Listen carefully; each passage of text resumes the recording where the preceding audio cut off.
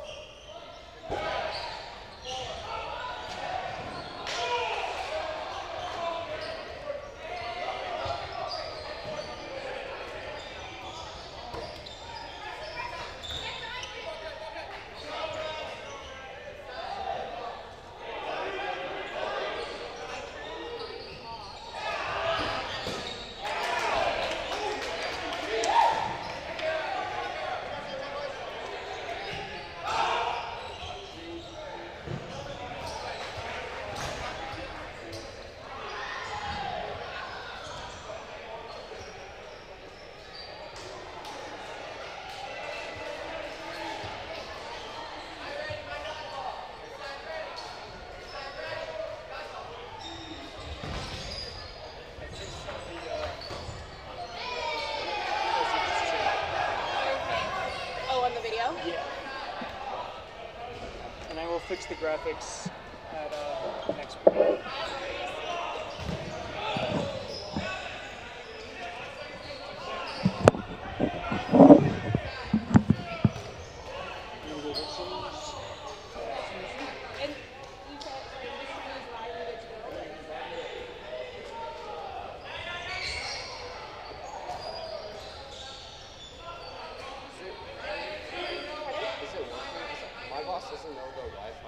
We have our own hotspot.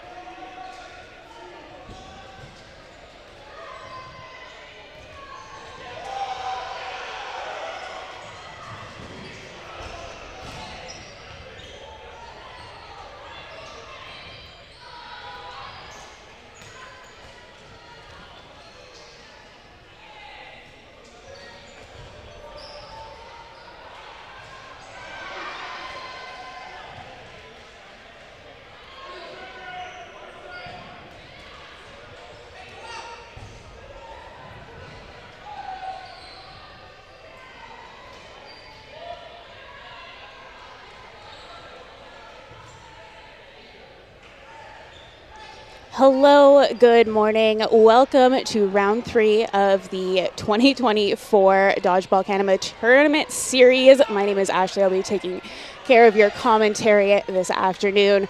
We are gearing up for the first game between Sunshine Boys and Hard as Foam. We've got just under 22 minutes left in this round. Definitely not making best use of their clock time to start things off, but we should be getting going any second now.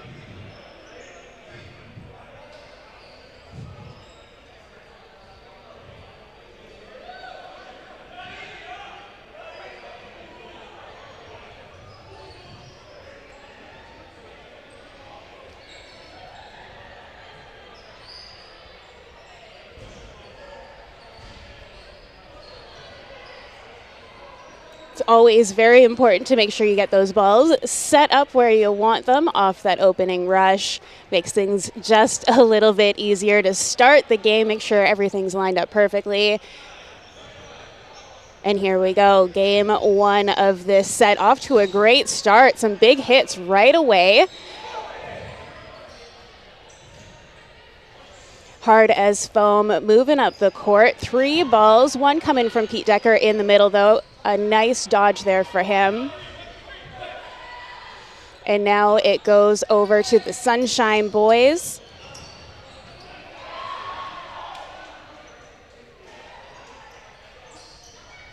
Both teams now regrouping. Sunshine Boys coming up for the attack once again. 2 balls going over towards Hard as Foam. Pete Decker once again with a nice dodge there. possession now to Hard as Foam. 5 balls, it looks like, gearing up,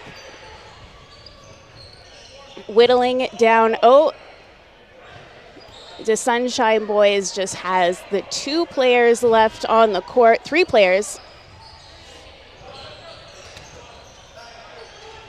Taking aim at Brandon Willier there in the corner. Nice block there for Keith Robertson.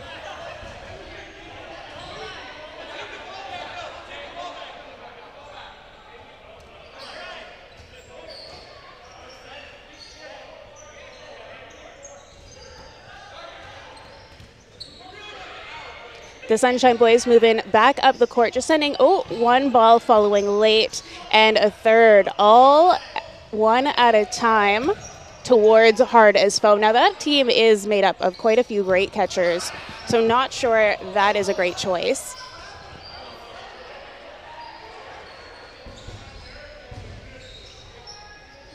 The Sunshine Boys have possession. They're taking their time. They're making a decision of where they want to put those balls. They got quite a few on their side of the court.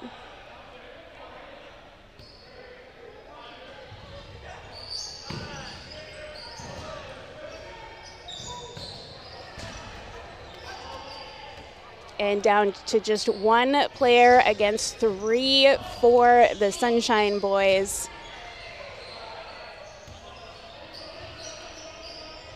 We got Stebby, Davey, and Willier still on the court for Hard as Foam. And they have current possession, taking all of their time to decide who's going to throw, if all 3. Oh, and a good clean hit there for Hard as Foam, taking the win on the first game of this set.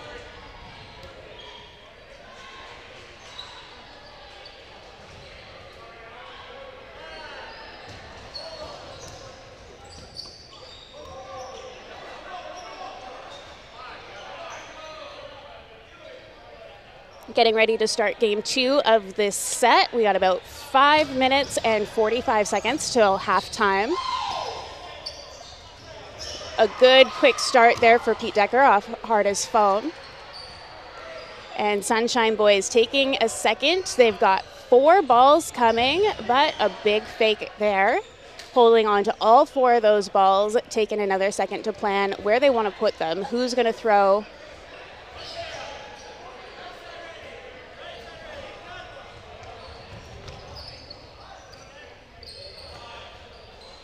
And coming up for the attack one more time. 2 balls going over from Sunshine Boys towards Hard as Foam. I don't think they hit anybody in that exchange, though. A good hit there for Hard as Foam, and they are maintaining almost full ball control. They have 5 of the 6 balls on their side of the court right now, sending 2 of them into the corner. And no catch there for the Sunshine Boys.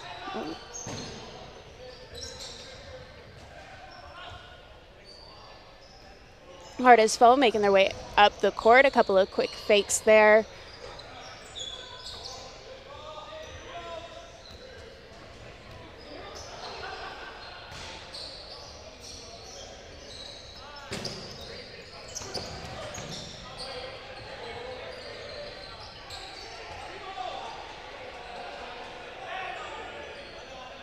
All right, the Sunshine Boys making their way back up to half court. They've got 4 balls, big hit there right in the shin. Those ones are never fun. You got to watch out, make sure you don't take your feet out from underneath you all at the same time.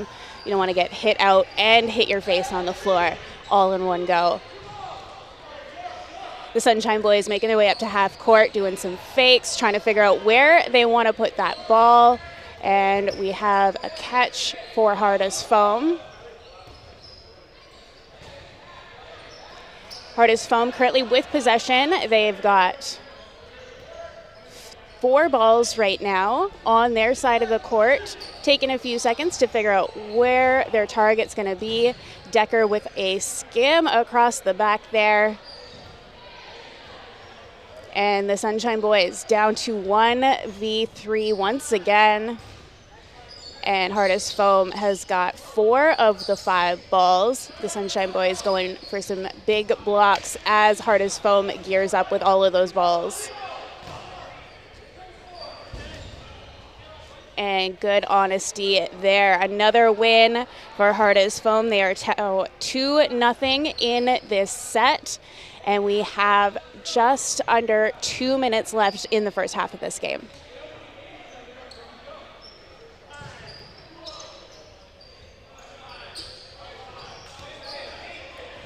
We've started game 3 now in this set between Hardest Foam and the Sunshine Boys. Hardest Foam on your right-hand side, Sunshine Boys on the left-hand side of your screen. Hardest Foam currently sitting first place in this tournament so far. I say first place, they're tied for 6th in first place. There's quite a few so far in this first early games of the day. We got lots and lots of games to be played throughout the entire afternoon. Hardest Foam right now with possession, taking a second just to figure out what their plan is, putting 2 balls in the far corner. And now it's on the Sunshine Boys. 1 ball of 4 coming over towards Hardest Foam.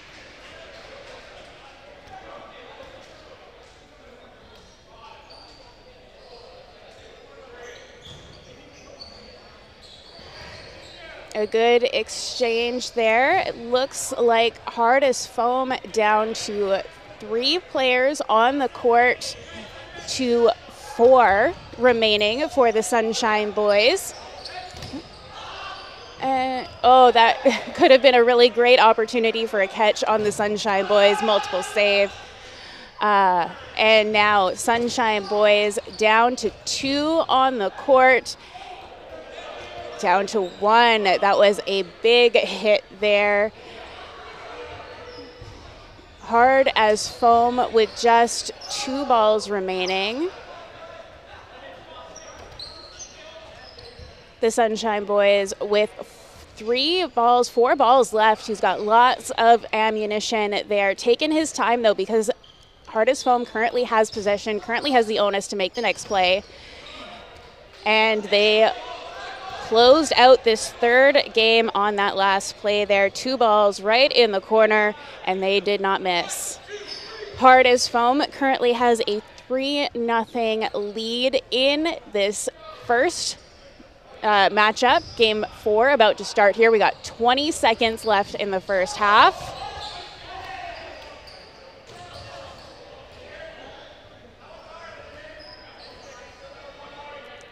Right, the Sunshine Boys trying to make a big, more aggressive play, trying to hold the court, but they are backing way back, all the way on the back line, regrouping, pushing back up towards, and we are heading to sudden death now. We got 1 minute sudden death.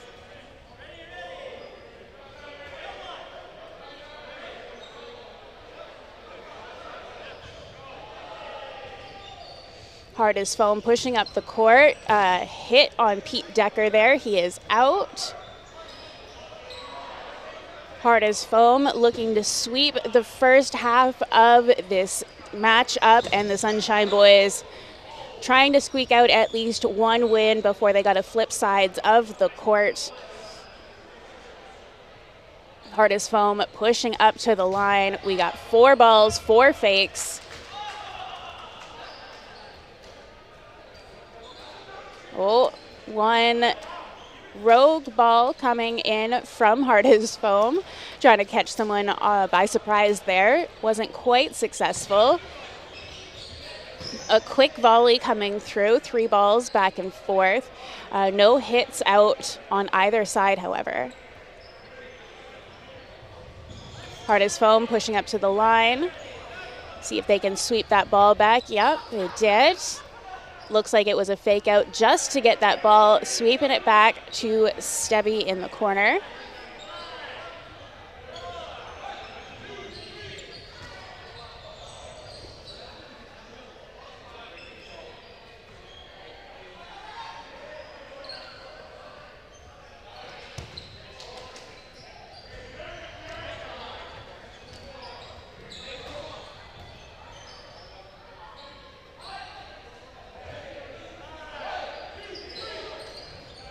The Sunshine Boys with possession right now. 3 balls heading up to the line, trying to take out Davy. Looks like they were successful on that one. Currently 2 players for Heart of Foam left on the court. Oh, my apologies. Just the one trying to take on the 2 separate players from from the Sunshine Boys. Sunshine Boys pulling out a win to close out that first half there. Do some high fives, switch sides to play the second half of this game. We got 9.5 minutes left.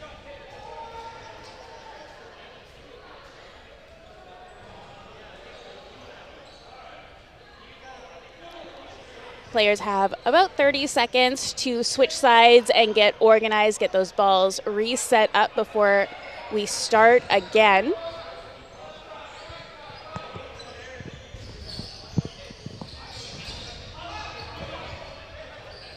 And here we go. This is game 5. Heart as Foam currently has a 3-1 lead in this set. And we just started the second half. The Sunshine Boys now on the right-hand side of your screen, making that play and pushing all the way back. Heart as Foam going to be taking a moment here to make a plan, move up to the front line there. Want a ball going over from Cody Burke in the corner. And now it is on the Sunshine Boys. They're pushing up, trying to hold the court a little bit, but Heart as Foam has them back at that back line. Pushing up once again, and multiple balls going over to Heart as Foam. Doesn't look like they had a hit, though. Still a full team.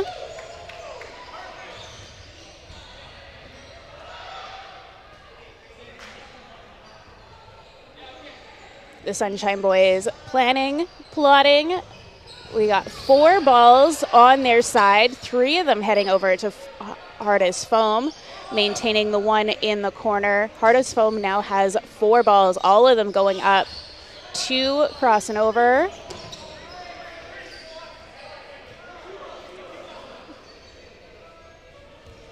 We see Burke, Decker, and Valance up at the front line, making a plan, talking to each other out on the court. There is so important. But Heart of Foam, they've been playing together for so many years. They might be able to do it with just a glance now. Pete Decker out for Heart of Foam.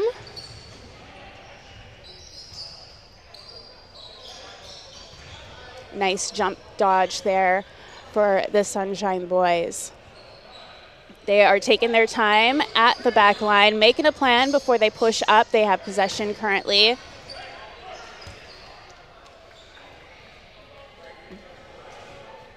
Heart as Foam with 4 balls on their side. Cody Burke accidentally tossing one away, gets it back. And a big hit for Burke. 2 big hits there.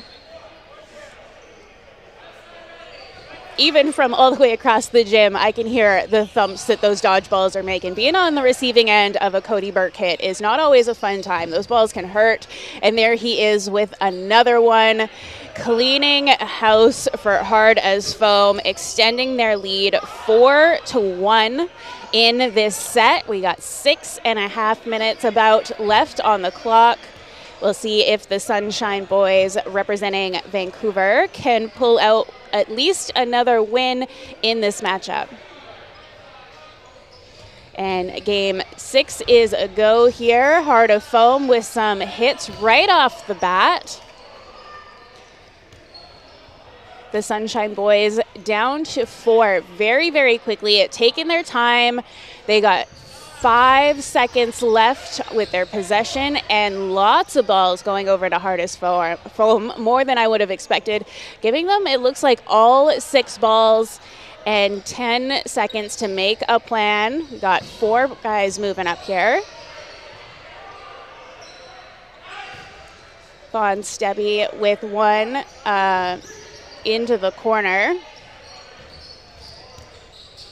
Chris Valance holding that line, but it looks like he is out.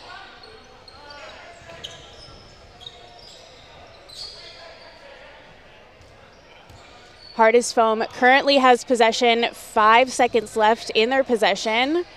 And they have just one person left on the Sunshine Boys trying to coordinate, see if they can take them out. Decker lining up that shot right now. Did not connect, which leaves the Sunshine Boys with the possession. However, catch for Heart of Foam closes out that game, giving them a 5-1 lead. We got 4 minutes and 45 seconds left in this set. Currently, Hard as Foam holds a 5-1 set lead. And game 7 is a go here. A quick hit on Kyle Davey there to start the game. A real quick draw there for Sunshine Boys. Hard as Foam now with possession. And Sunshine Boys with the possession. They've got 3 balls, making a plan, moving up there, one coming from the center. Hit for the Sunshine Boys. They still have possession of the balls.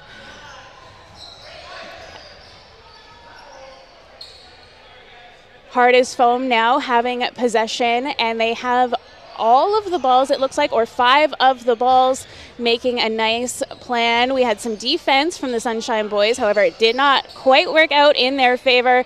Ended up with a hit and being down a player. They have 4 left on the court. Heart of Foam having 6 left.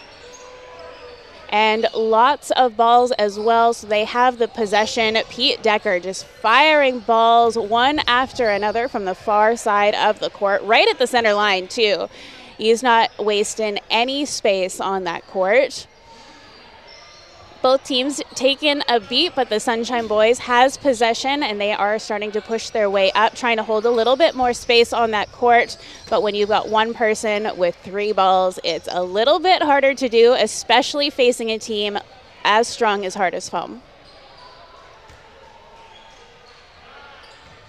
Hard as Foam now pushing up, making a plan. We got 3 balls on the one player, and at least one of them connected. Heart of Foam now with a 6-1 lead in this set, with just over 2.5 minutes left to play. And a false start there.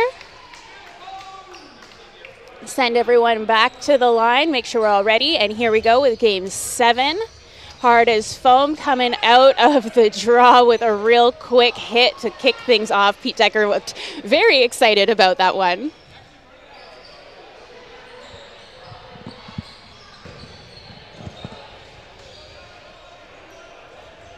The Sunshine Boys moving back from the line now, pushing back just to give them a bit of space as Heart of Foam pushes up. Those throws can come in very hard on those foam balls, a fitting name you might say.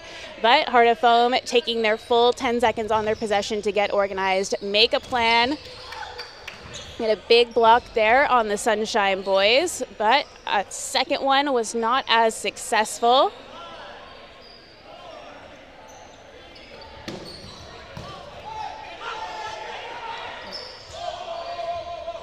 And the Sunshine Boys, once again, down to one player, eliminated off of a quick hit. Hard as Foam currently has a 7-1 lead in this set. There is currently just over a minute left to play. We'll see if we can get one more game started real quick here.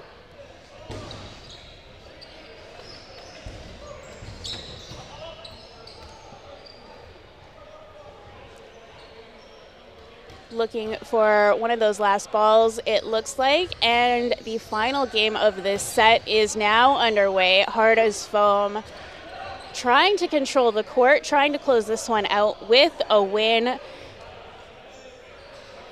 Sunshine Boys currently have possession. They're moving up the court, and we had 2 balls head over to Hard as Foam. At least one hit there. Von Stebby, it looks like, rolling off the back of the court. Hopefully he's okay.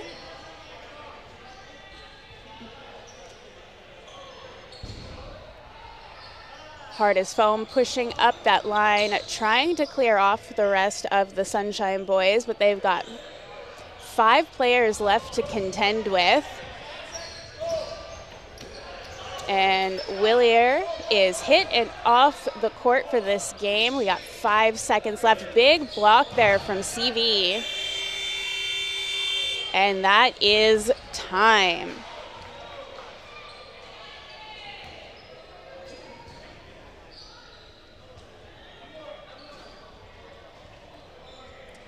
We are going to sudden death right now.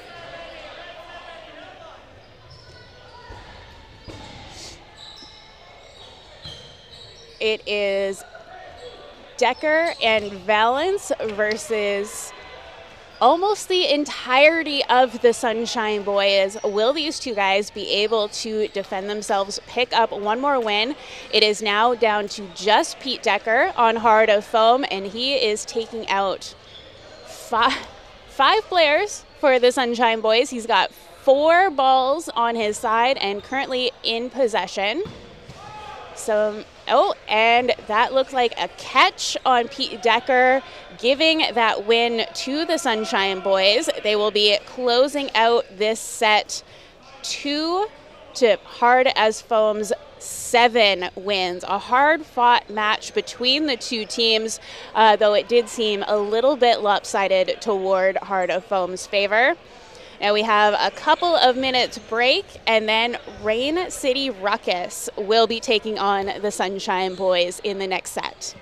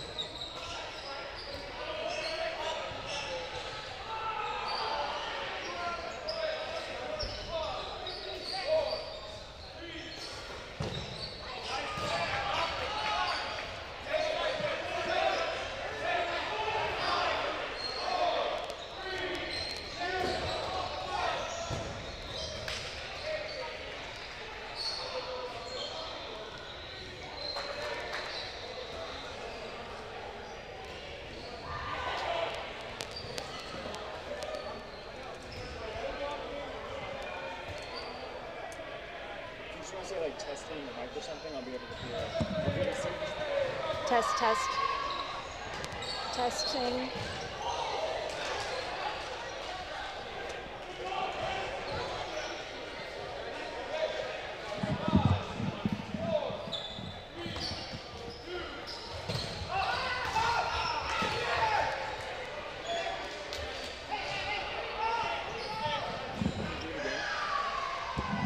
Testing, testing.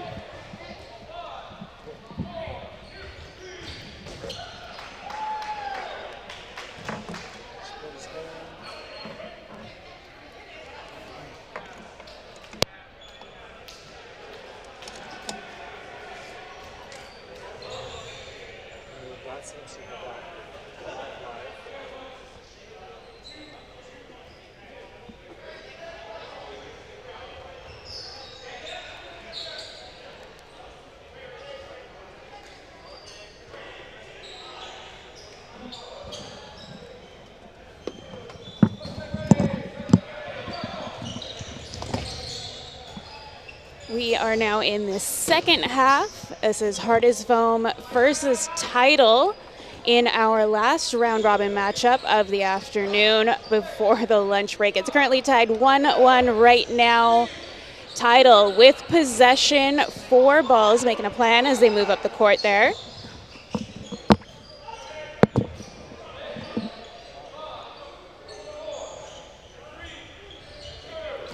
Tidal seems to have Hardest Foam pushed right up against the line here. Cody Burke still going to push up with the fake. 3 balls tossed at Hardest Foam. None of them connected, though. They'll be using all of those to try and take out at least 1 or 2 people from Tidal.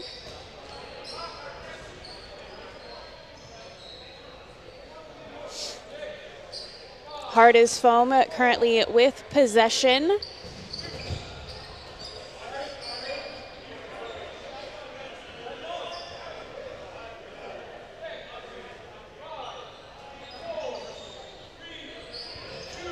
Okay. Hardest Foam back with possession. They have 3 of the 6 balls and taking a couple of seconds to just regroup, make a plan as a team, maintaining possession even though they still have that last throw.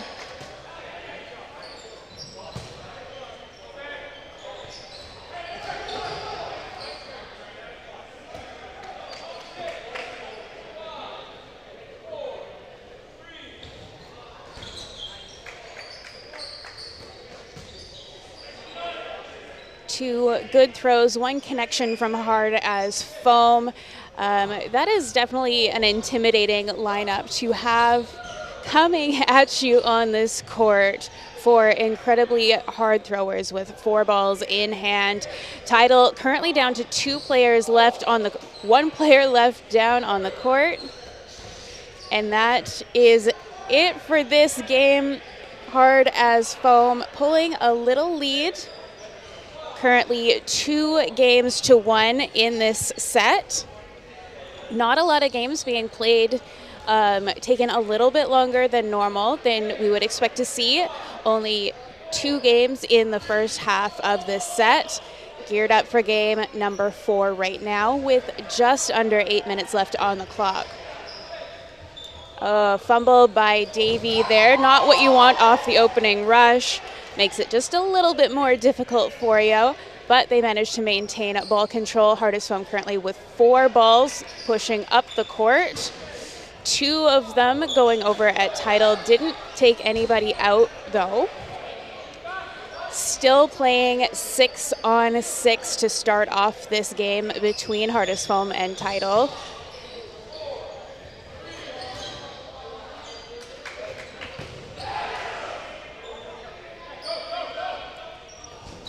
Hardest Foam really controlling this last game. They've had more than half of the possession, even though it is now currently with Tidal. They have 4 balls, and Hardest Foam still giving really great cover, even though they are not in possession. Pete Decker now walking off the court there for Hardest Foam.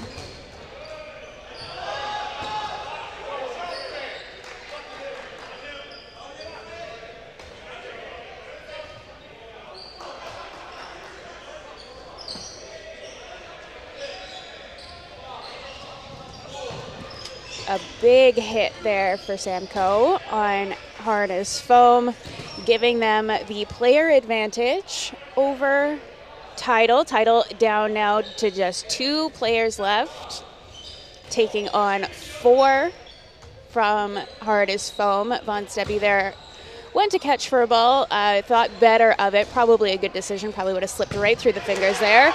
You definitely don't want to be reaching anything unnecessarily like that. You're likely to end up with some broken fingers.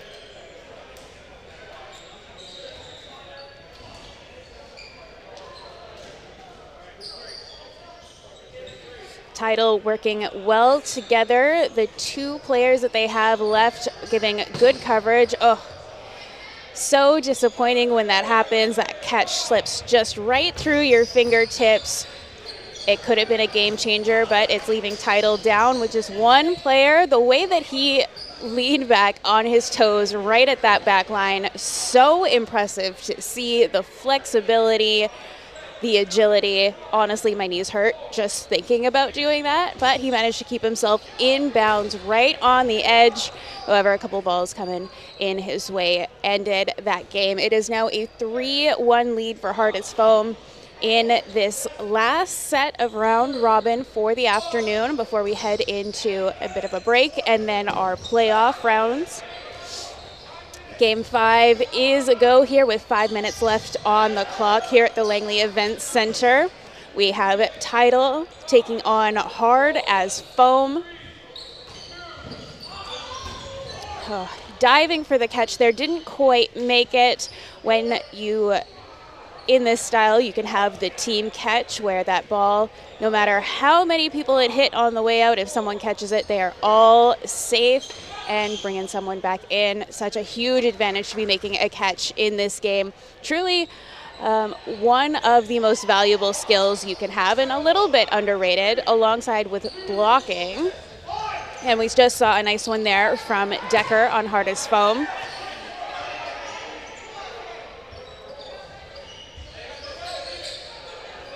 Tidal starting to move a bit faster than we've seen so far through this matchup.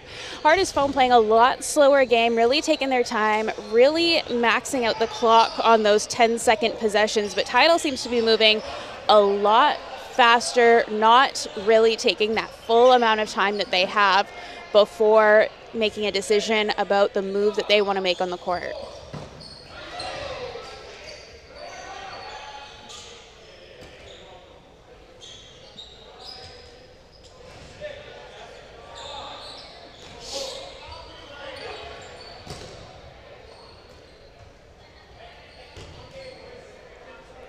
We got Davey and Willier for Hardest Foam pushing up the court, trying to make a play there. We got 4 balls to Hardest Foam, giving them possession for the time being. Let's see where they take it. Now it is just the 2 players versus 4 left on Tidal. The man advantage is definitely something to appreciate in this situation. However, Davey and Willier both fantastic aim. You give them a couple of balls and they're likely to take out a good number of players. Hardest Foam now down to just Davey versus the 4 players left on Tidal. And Tidal taking a big win there.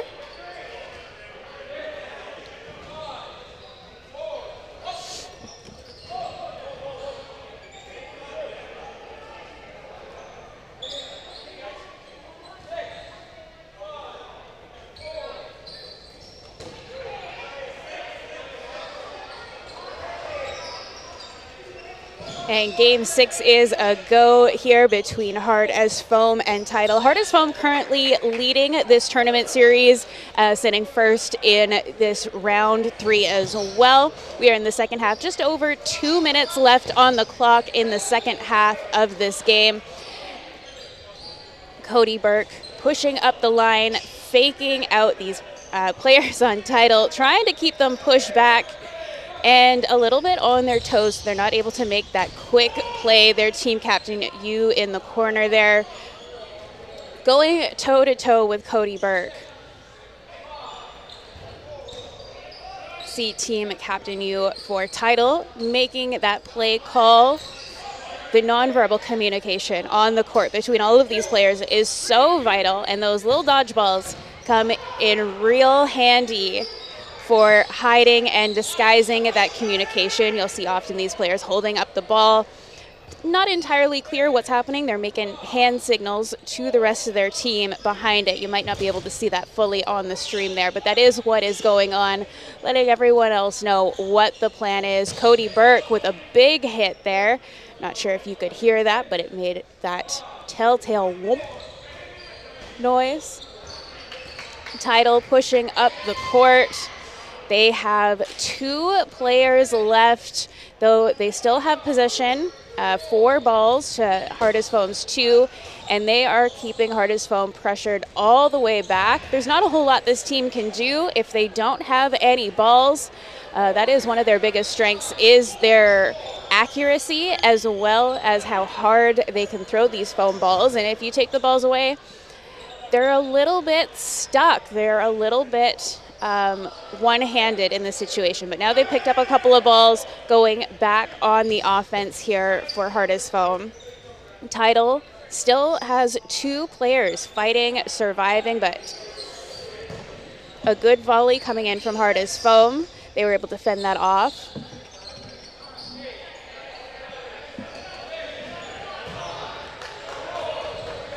Nice hit there from Hardest Foam. And some good honesty from Tidal, making it 4-2 for Hardest Foam, heading into our sudden death.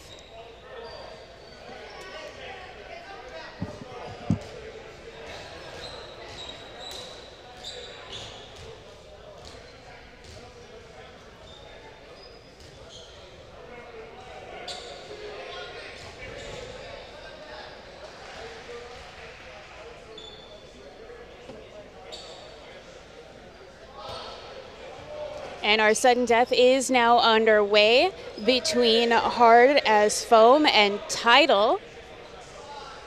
Tidal taking a moment to regroup, figure out what their plan is. A nice hit on Von Stebby, taking Hardest Foam down to just 5 players to Tidal's 6. And Tidal still with possession after that throw.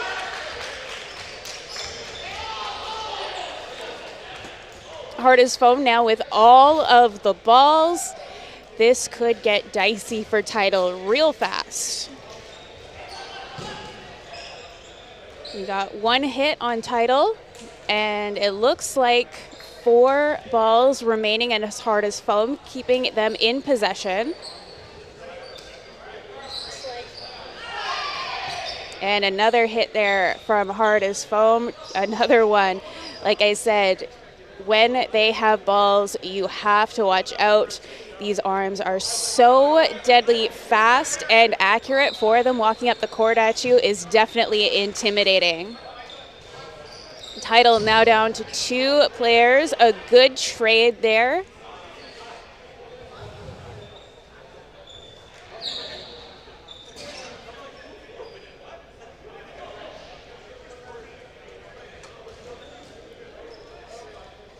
Right, we've got Cody Burke for Hardest Foam, as well as Kyle Davey and Pete Decker. And that was the last player left on Tidal. That brings it to 5-2 to wrap up this last set between Hardest Foam and Tidal. We'll be taking a little bit of a lunch break, and we will be back shortly with our playoff series.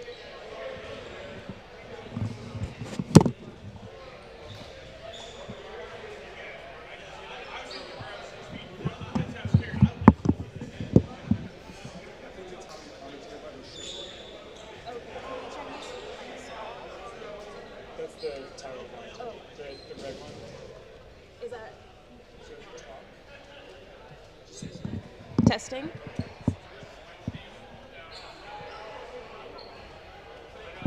Test. Which one? Okay.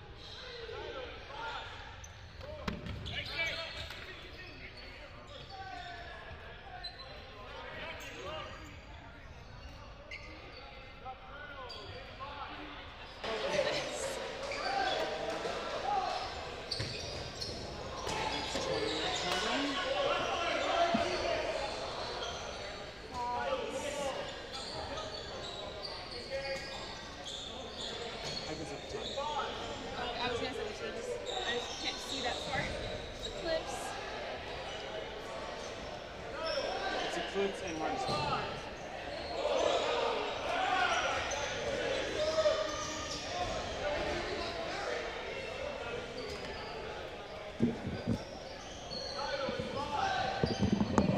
And you guys made it through? Yeah. That was a wild end to that last game. Right?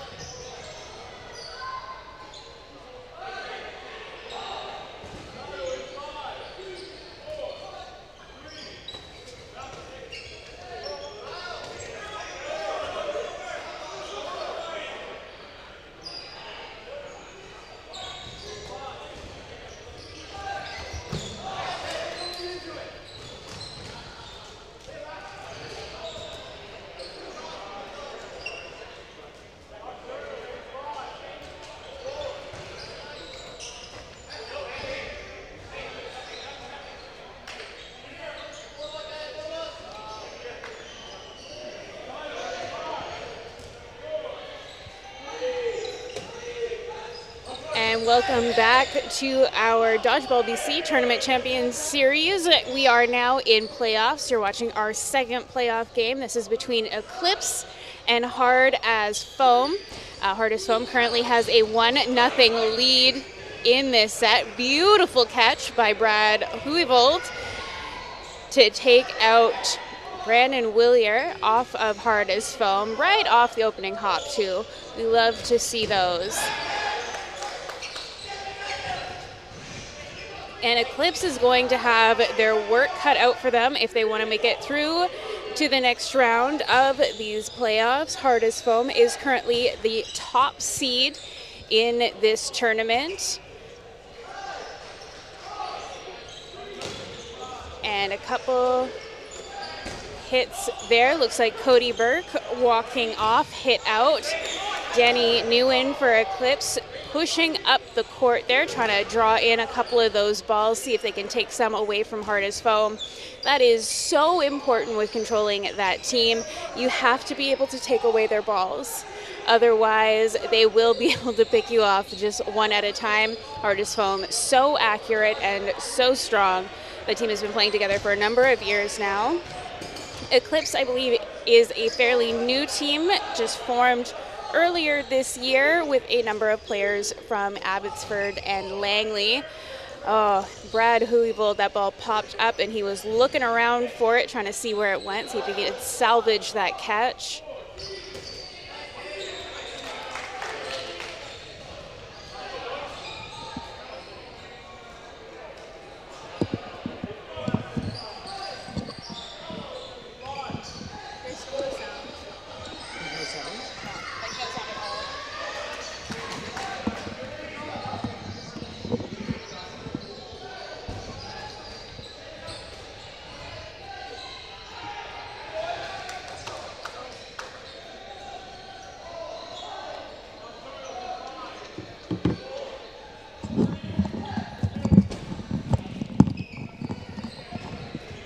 You're not hearing yourself, you're not hearing. And then I check the stream. Yeah. Hello. This one's on. Microphone is.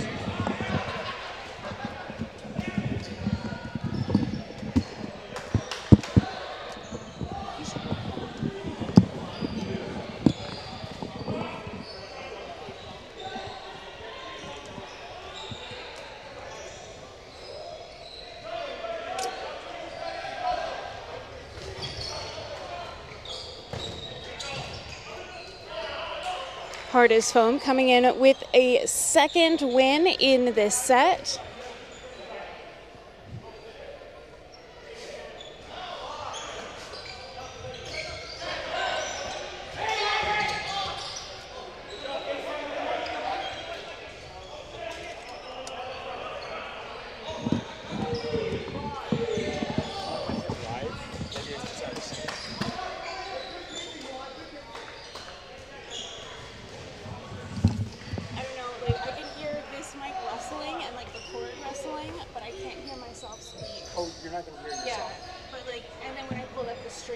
just not even court audio. The court audio is a lot lower. Yeah. Usually other mics do that. I can bump it up.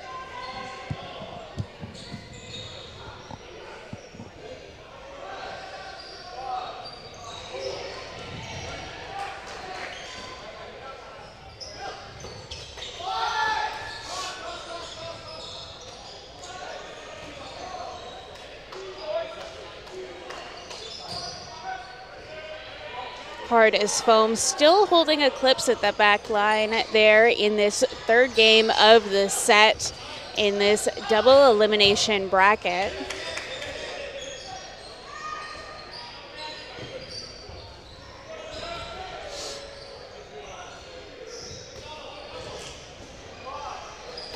Eclipse currently with possession. And though they're pushing up, Hard as foam, not making it easy for them with all of those fake pumps. You never know who or when it could be firing one of those dodgeballs at you, especially from Hard as foam. So quick, so accurate.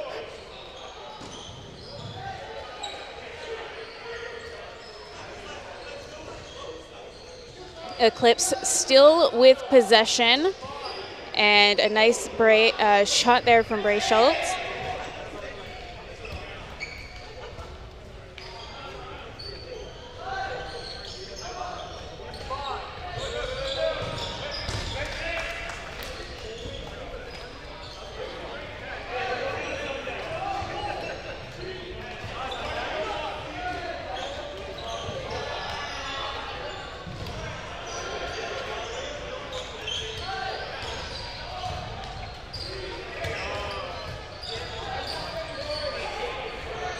Eric shot there going for the catch, didn't quite make it. Looked like it hurt some of those fingers there. Definitely not what you want to be dealing with when you get those bent in the wrong direction. But Eclipse pushing up the court here, taking a couple of shots there at Hard as foam.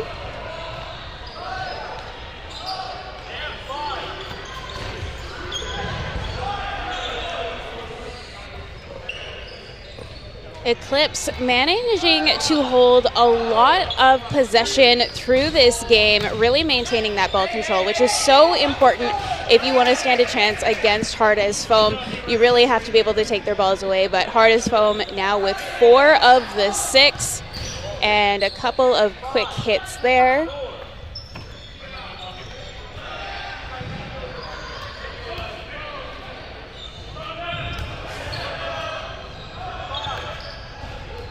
And just a little bit of figuring out which balls belong where. Quick break in play.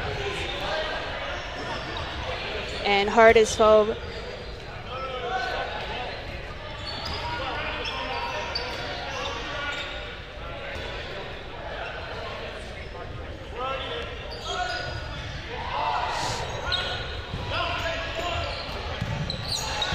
A nice catch there by Cody Burke.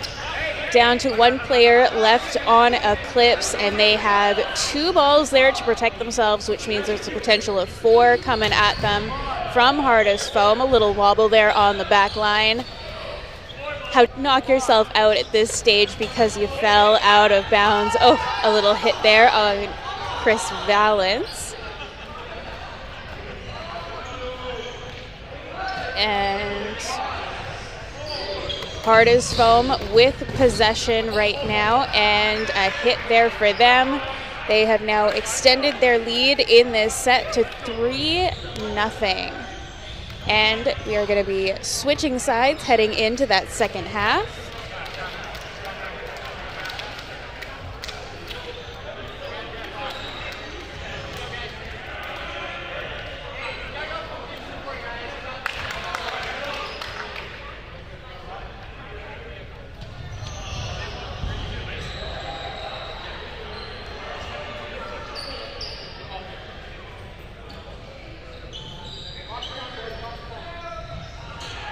And getting ready for the second half of this set with just over 9 minutes left to play in this set.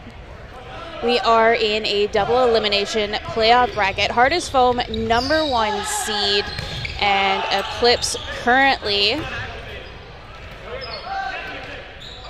sitting number 9th right now.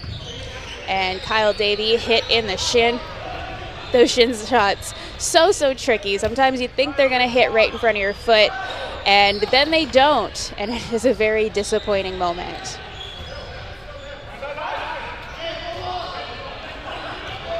Eclipse with possession. Danny Nguyen running up the court, trying to cause a little chaos like he is known to do some distracting, a little bit of gameplay against the other team.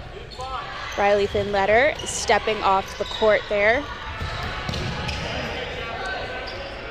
And Eric Soft now leading the charge for Eclipse, and a hit there in the chest. Pete Decker going with an 8 1/4 inch reset off the top wall, getting that dodgeball back.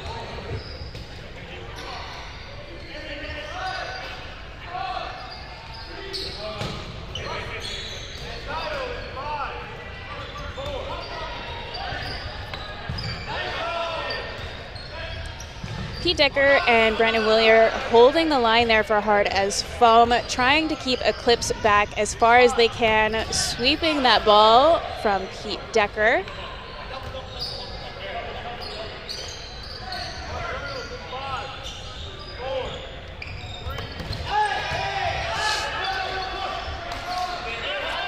And Eclipse with possession and taking Von Stebby out. Or it looked like he did. Must have been a nice jump dodge, just someone standing in front of him there. It looked like he had his feet knocked out from underneath him, which is always an occupational hazard in this game, especially with all these toe shots. Right now, Hard as Foam with possession. Cody Burke with a nice sweep there in the feet.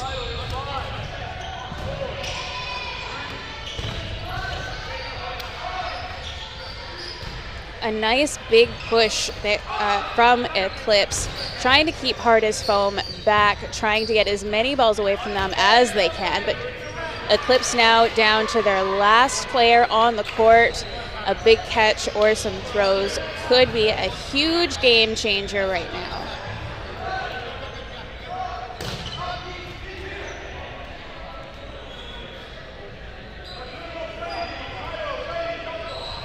And another win for Hard as Foam, extending their lead to 4-0.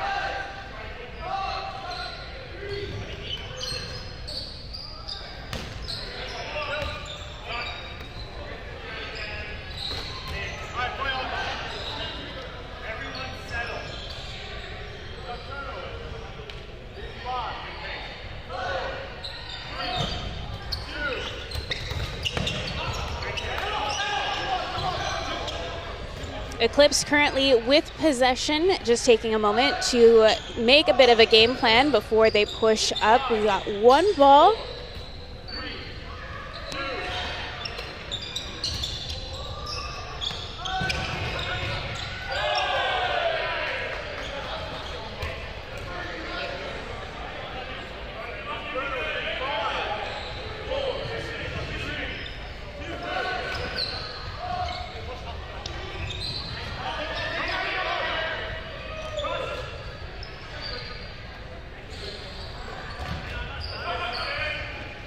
And Eclipse down to one player left again on the court. Same player taking on 5 members of Hard as Foam right now.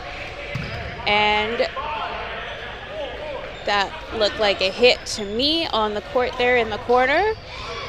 5-0 right now for Hard as Foam in this double elimination playoff game. We got 4.5 minutes left to play in this set.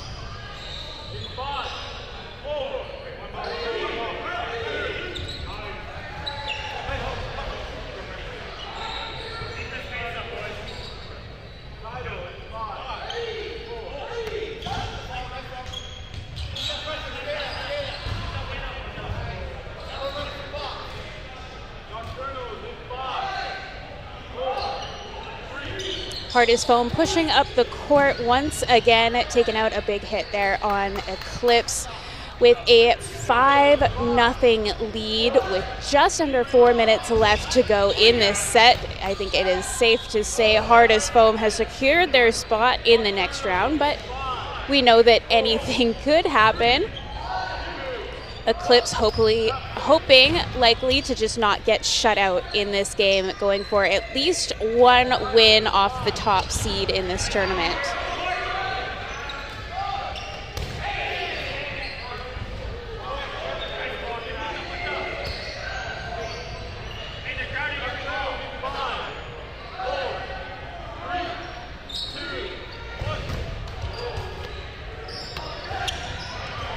Gray Schultz for Eclipse, taken off that last volley coming from Heart of Foam. Right now we got balls at Pete Decker, Kyle Davey, and Chris Valance. However, Eclipse once again has possession. They've been doing a really good job with their ball control, trying to take as many of those dodgeballs away from Hardest Foam as they can, try and take as much ammunition away from that team as possible. Vital to winning against Hardest Foam is controlling those balls and making sure they have as few as possible. You can see their corners, Pete Decker and Chris Valance, trying to provide some cover. Big catch there for Kyle Davey. And fighting with the ball with Von Stebby, a little healthy camaraderie within the team, all just trying to go for that win.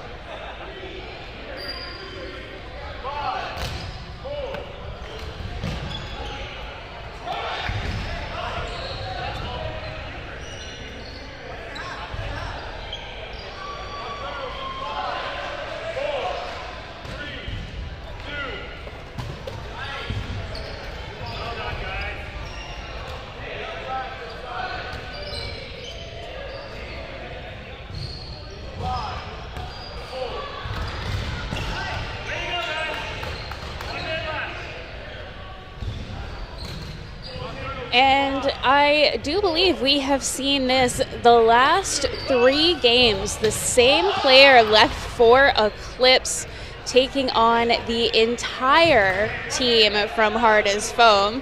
Definitely less than a desirable position to be in. And once again, getting taken out by a number of balls from Hardest Foam. That is a really, really tough position to be on your own against such a strong team. Hardest Foam currently top seed in this tournament and all but guaranteed their spot in the next round with just 30 seconds left on the clock.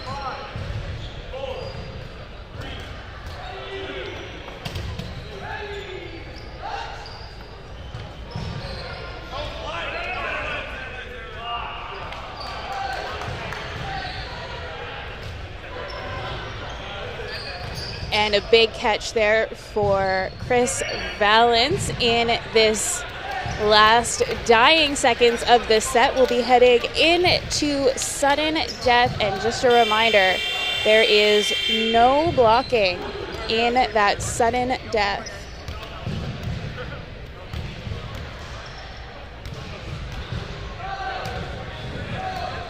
Hardest Foam coming into sudden death with that 6-0 lead.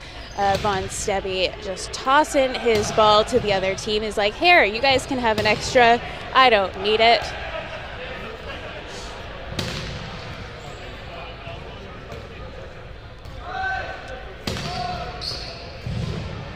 Gray Schultz taking a hit off the shoulder there. He is now out for Eclipse.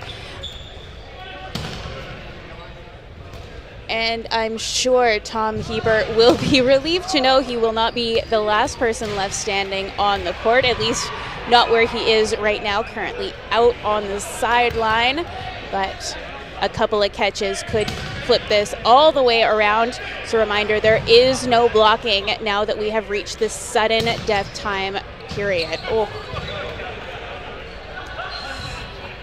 It almost looks like Hard as Foam is just having like a fun match against Eclipse. They're kind of just hanging out, waiting for things to wrap up.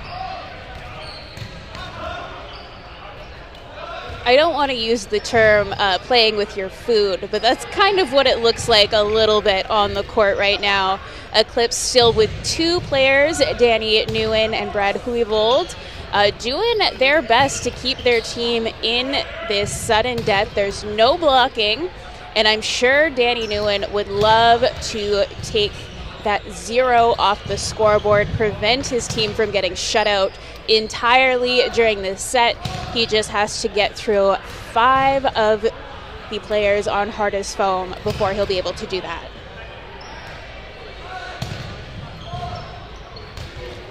And a nice hit there for Danny Nguyen.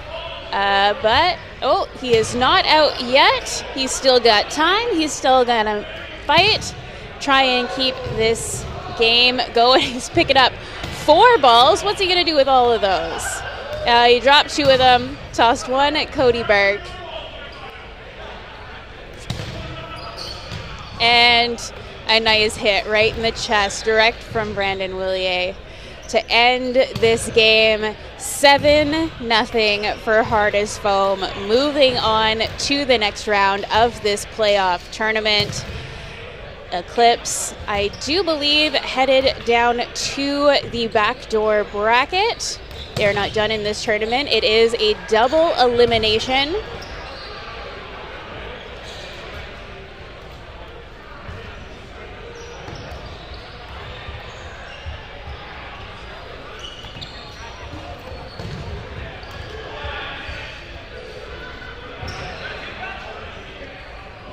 And we've got just a couple of minutes while they clear off the court and we figure out who our next teams to face off during this playoff bracket are.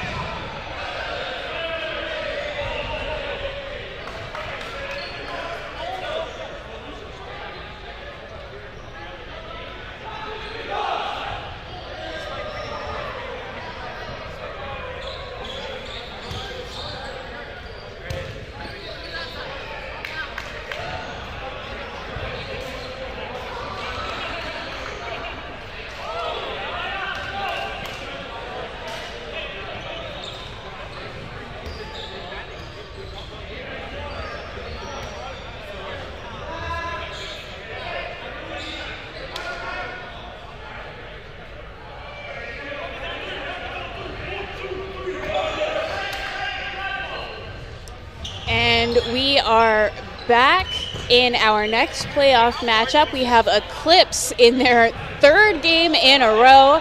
Ooh, these guys must be tired. They are taking on Tidal in this matchup.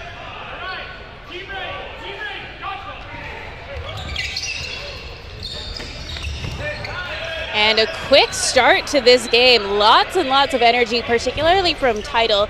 They seem to play a little bit more chaotic than some of the other teams. Not necessarily a bad thing. It can actually be a little bit more difficult to play against a team that is more chaotic than you anticipate, because you don't really know where they're going to go or what they're going to do versus a team playing in a way that you may expect them. Bringing a faster pace to this style, which is always fun to see. Eclipse now with possession. We got 3 balls. Danny Nguyen in the middle once again, causing that chaos. Eric Soft taking the throw and making a big catch there for his team.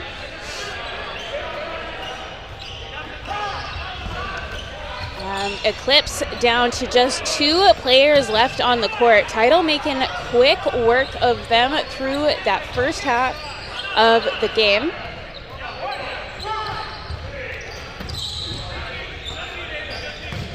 And a big hit there right in the knees for Eric Soth. Down to just 1 player left for Eclipse, trying to keep his team alive in this matchup. Now, they did get shut out during their last match. I'm sure trying to hold on to as much court time as they can through this next game, try and pick up a couple of wins and fight their way back into this tournament.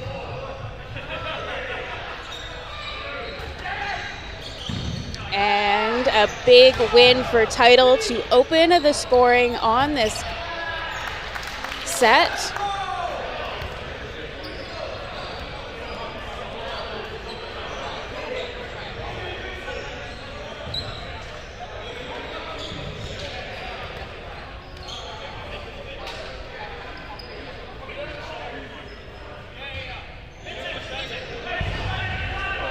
And here we go in our second game of this set. A quick start right off the opening rush, seeing 1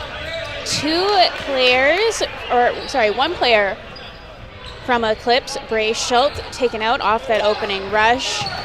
And Eclipse going to be fighting through this second game. Eric Soth out as well, reaching for that catch, but just a little bit too far on the bounce out.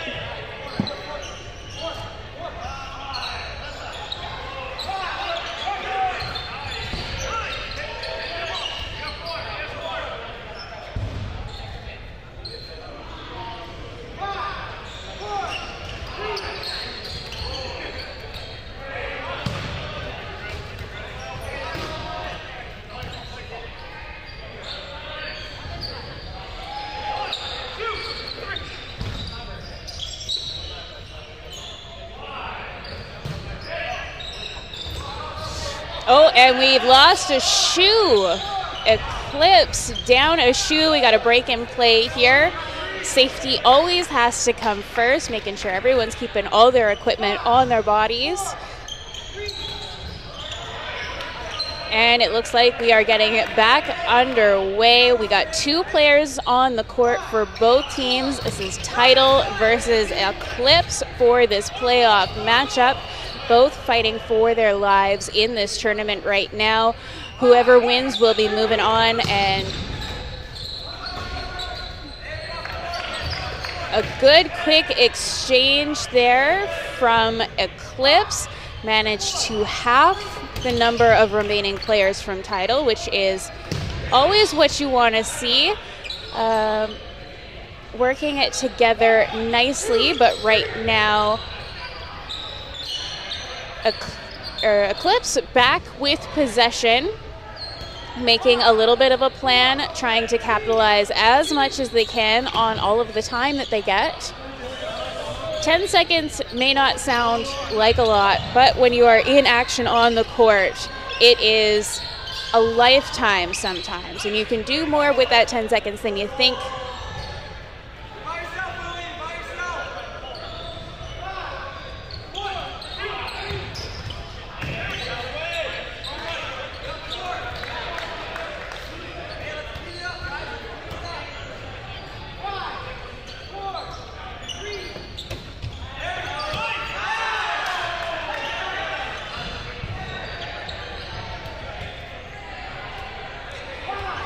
And Eclipse coming in with a win there, their first in 7 games. And 2 big hits traded right off the opening rush, 1 for each team.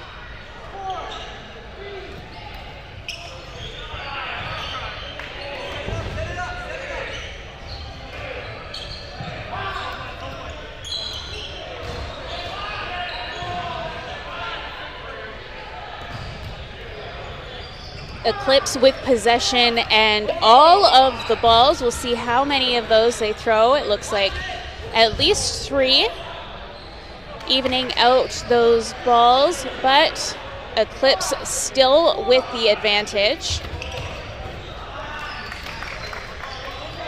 Danny Nguyen up in the middle with that ball, trying to bait Tidal to throw as many balls as they possibly can.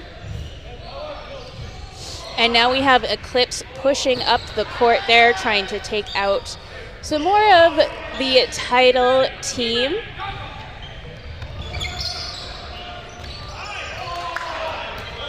And Tidal representing TDL, or the Temporary Dodgeball League. I feel like they've been around for a little while now. I'm not sure how temporary is. Maybe it's like those temporary tattoos that don't actually fade away after a year. Not upset about it, though. They also have some real schnazzy jerseys, and they focused on taking out Eric Soth, and now just Danny Nguyen left for Eclipse on the court. He's going to try and capitalize on the 3 balls that he has. He currently has the advantage as well because he has 4 balls. And he's trying to make good work with those balls and went for a catch, didn't quite grab it, giving another win to Tidal. We've got just over a minute left in our first half. We'll at least get this next game started. We'll likely finish under sudden death.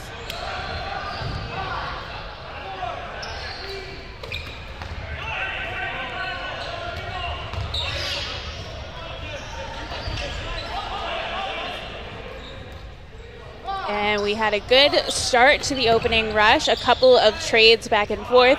You can see Eric Soth calling the play there for Eclipse, pushing that line, trying to keep Tidal back as far as they can. Bray Schultz with a big catch there.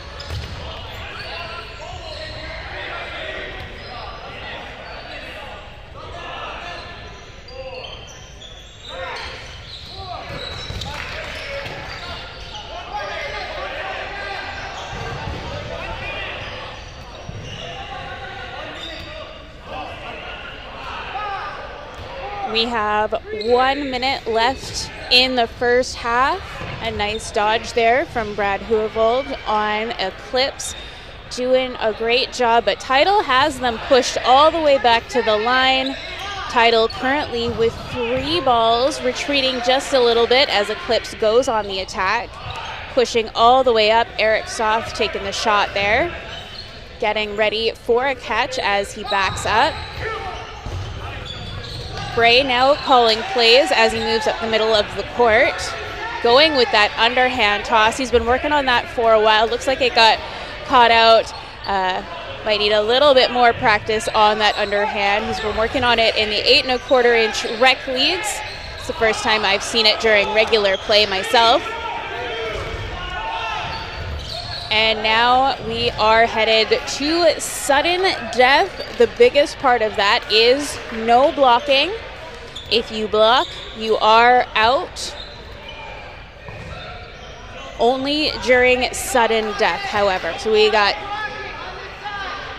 2 players left for Tidal and 2 for Eclipse as well. The balls are all redistributed, 3 per team. And sudden death now underway. Just a reminder, no blocking.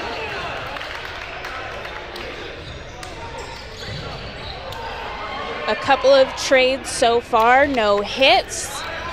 Oh, and Tidal down to 1 player.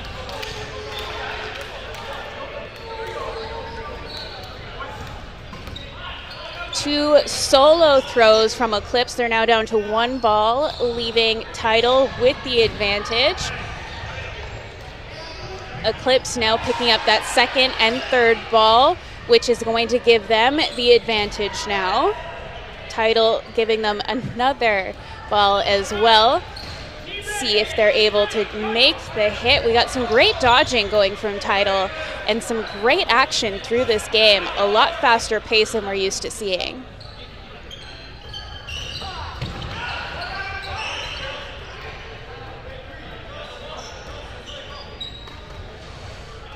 And we still have one player from Tidal fighting to keep them and their team in this game, though they do hold a 2-1 lead currently in this set.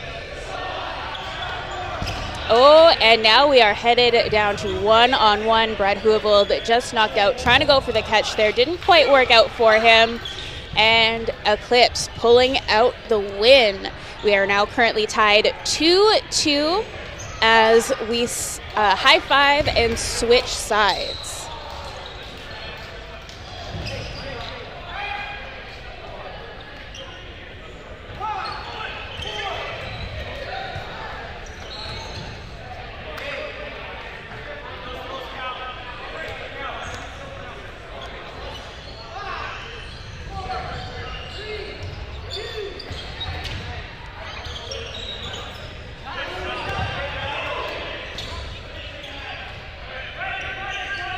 And our second half now underway. It's currently tied 2-2 between Tidal and Eclipse. We've got temporary Dodgeball League facing off against a number of players from Abbotsford and Langley Dodgeball Leagues.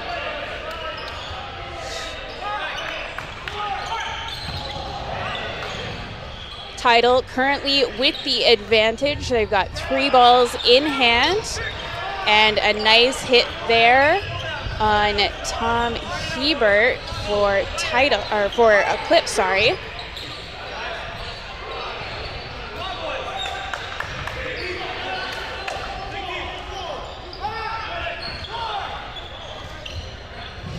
Eclipse was holding the line quite nicely. They've backed up. However, Tidal hanging out at the back line, giving Eclipse lots and lots of space on the court to work with. They've really been in control through this game, but it looks like Tidal now has the advantage. Lots of fake pumps going back and forth. Not a ton of throws, though.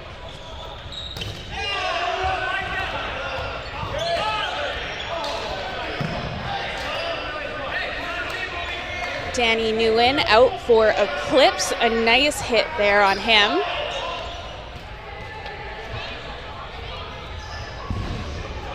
Tidal taking a moment to regroup, make a plan. They have a number of balls going in on the 2 remaining players from Eclipse. That's Bray Schultz and Brad Huavold. 2 very strong players. Oh, and Riley Finletter also still on the court.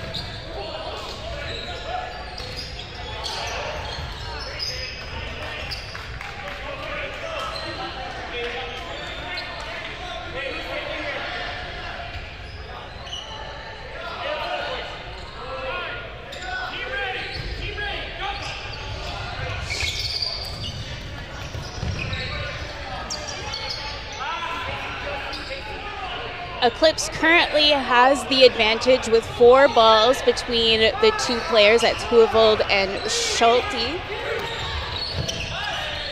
And Tidal, quite happy it seems to give their balls very, very quickly to Eclipse, not holding on for them for quite as long as they could.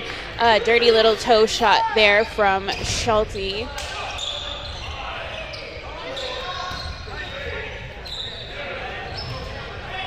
And a no catch there. It is down to just Brad Huavold on Eclipse, though he does have advantage. He's got 4 balls, it looks like, at his availability.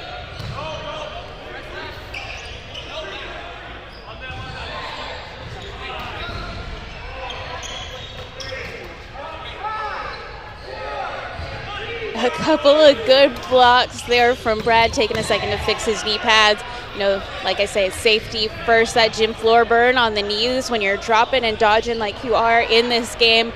You definitely got to do what you got to do to protect yourself. He's got 4 balls at his disposal, trying to make the most of them. Doesn't want to take too, snap of an action, because that tends to be to your detriment in this game, whether that leads to a catch or just losing a ball unnecessarily.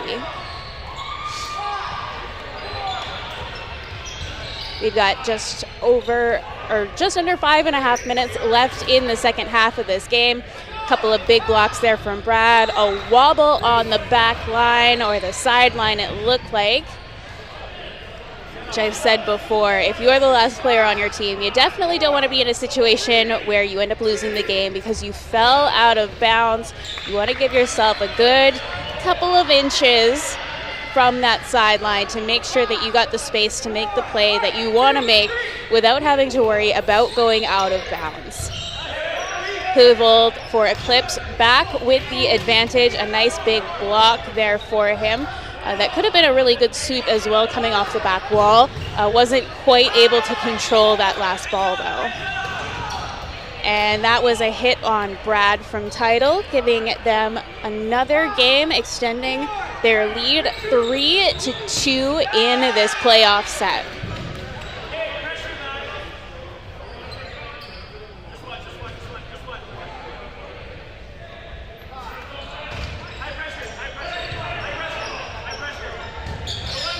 And game 6 now underway in this playoff set. We got just about 4 minutes left of game time before we head into sudden death to close things out. Tidal currently with a 1-game lead. This has been a really fast-paced back and forth between these two teams.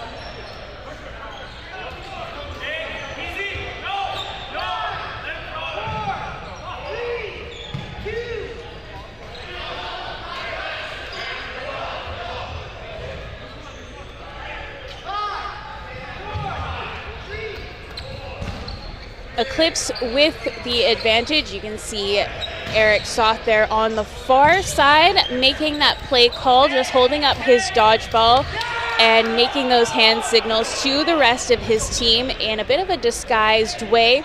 Really helps with that on-court communication. You can see there's a couple of different techniques. Tidal just had a bit of a team meeting in the middle of the court. And one of the disadvantages with that is the multi-person hit. I've seen even today in those little huddles, errant ball comes in, it takes out 1 or 2 players. Every player that ball hits before it dies is considered out in this style. A couple of really nice dodges there.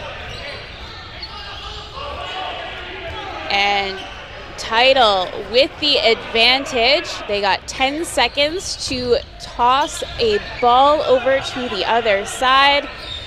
And Eclipse not letting the fact that they don't have the advantage, they have no requirement to make a play at this moment, not letting that slow them down, trying to take the shot, catch Tidal off guard, but we got a skim there on the ankle. Some good honesty and another win for Tidal. It is now 4-2 with 2 minutes 15 seconds left during regulation.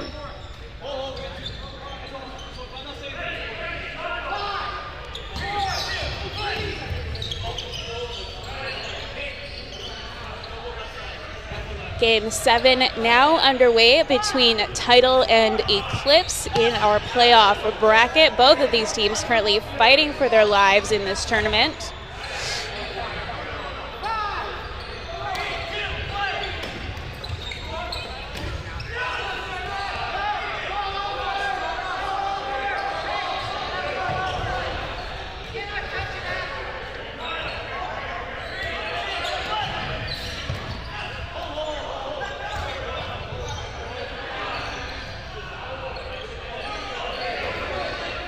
A nice block there from Bray Schultz.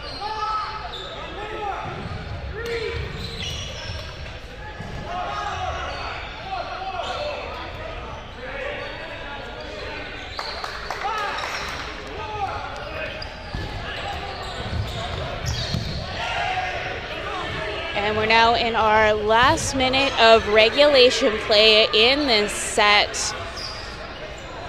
Looks like Tidal will be moving on, and this is going to be curtains in this tournament for Eclipse through this double elimination playoff bracket. They played very well. It's been a very long day, but watching them hold their own against teams like Hard as Foam and Tidal, which has been playing very, very well, has been impressive. Like I said, this is a fairly new team. I believe they formed earlier this year, practicing together for just a couple of months. So there is quite a bit of experience in this style across these players. Together, it is still a fairly new group.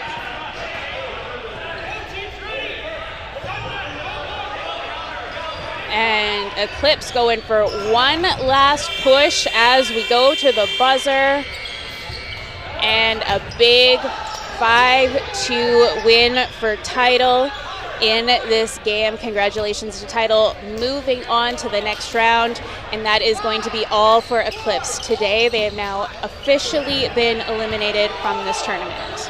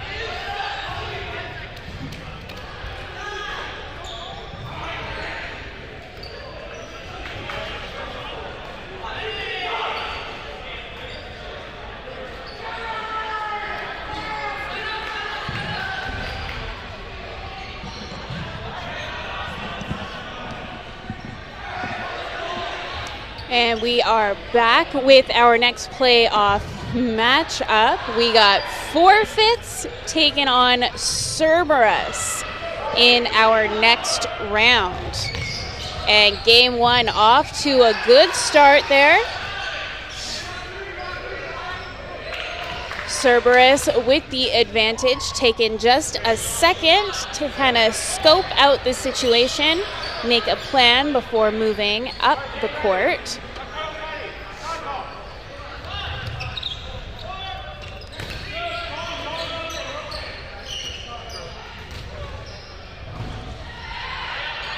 And now we see Forfeits with the advantage.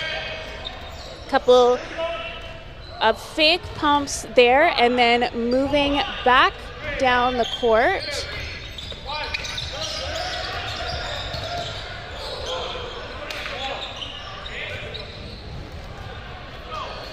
And now Cerberus taking their shot. Good hit right off the start. And Forfeits making their way back up the court once again. One ball flying across towards Cerberus.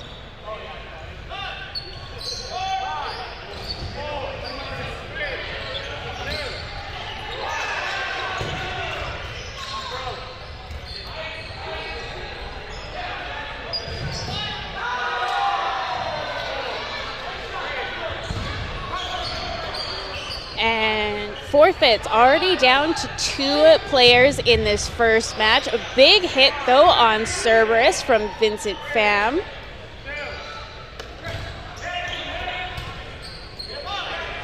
And Cerberus taking their time with their advantage, trying to capitalize on that full 10 seconds. Forfeits now with the advantage, pushing up the court. A ball flying from each player.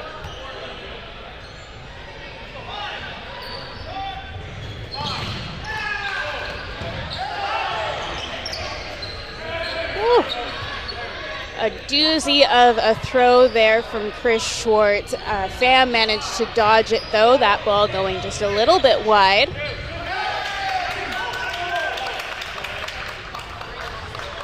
When in doubt, you are out. That's some really great honesty there from Cerberus. Sometimes it's hard to tell, and if you can't tell, well, you are out. And he pulled himself out of that game. Great to see. Some great honesty and sportsmanship there.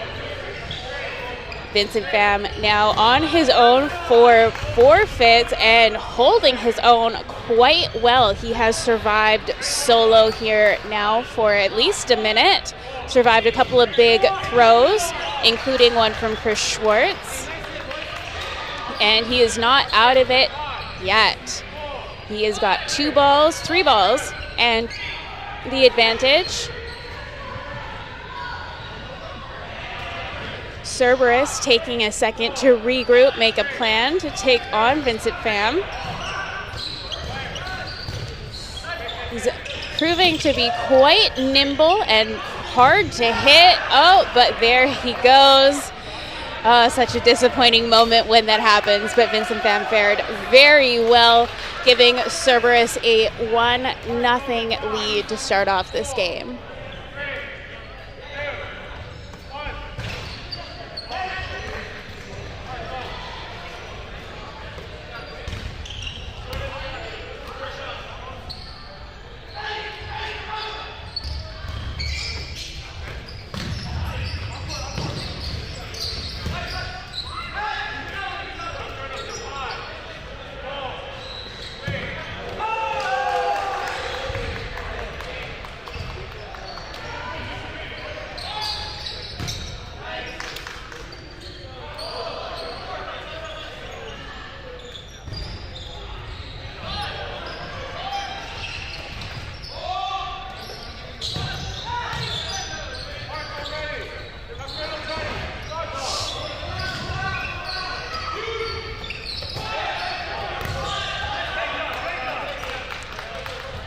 Cerberus now with the advantage. We've got a couple of balls headed over to Forfeits. No connections though, which is always what you want.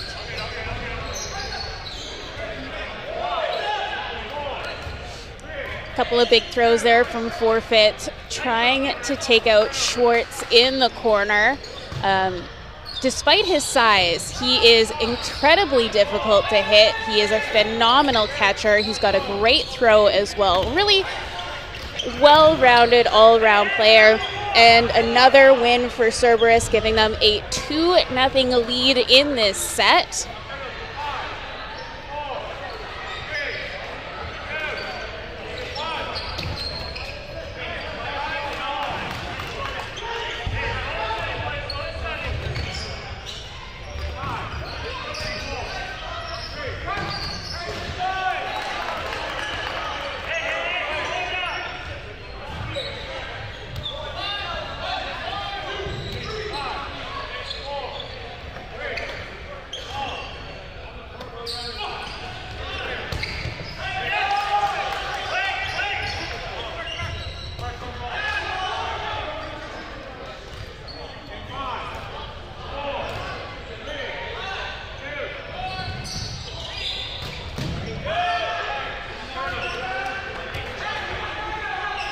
Cerberus doing a really good job of keeping Forfeits pushed all the way to the back of the line, as well as maintaining ball control.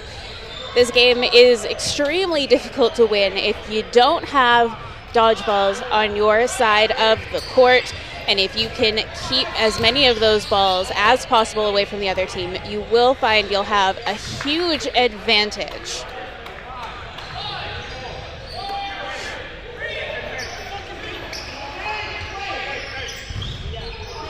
Couple of big hits there from Forfeits. They may have fewer players on the court, but they definitely seem to be converting with their throws a lot more than Cerberus at this stage. And Cerberus staying far back to the line as they can, but now starting to push up. Nice hit there from Chris Schwartz.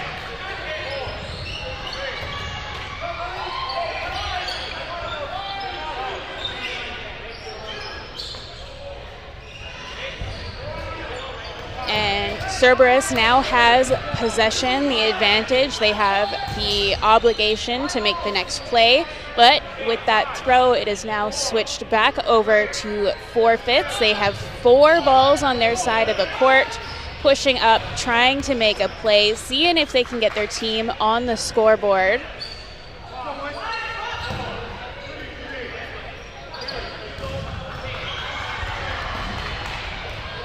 Cerberus now making that game plan. A nice hit there, a little sneaky one coming in from Forfeits. A missed catch, unfortunately, but they are not out of it just yet. They still have 1 player in the corner, and really that's all you need. And a toe shot there from Chris Schwartz, giving Cerberus their 3rd point of the set. With just over a minute left to go in this first half, it is currently 3-0 for Cerberus. A nice, healthy lead heading into the second half, into this next set. We still have sudden death coming up in about 45 seconds to determine the winner of this game.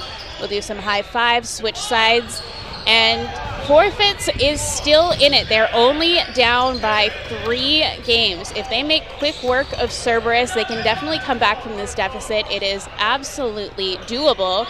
Cerberus, though, they're working as hard as they can to maintain this lead, and they've been doing a really good job at it. Despite their lack of ball control throughout this entire series, they've managed to bring home 3 wins already.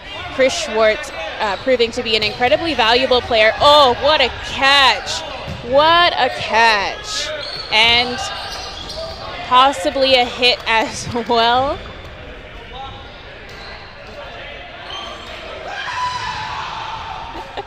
They got some celebrations on the court. Honestly, if I cut out Chris Schwartz like that, I'd be doing the same thing. Can't say I blame him at all.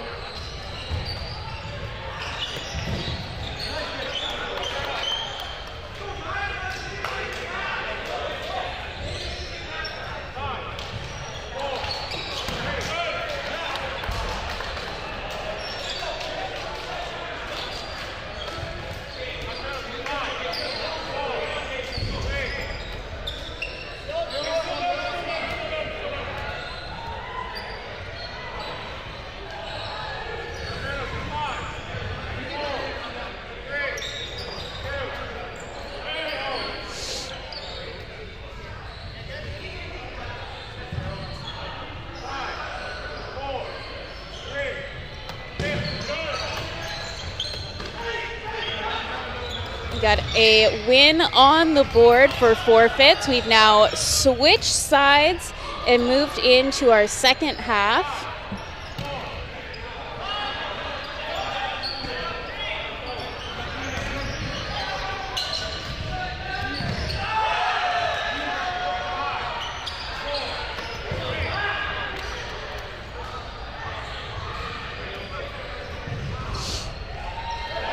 And Cerberus moving up the court to make a big play here.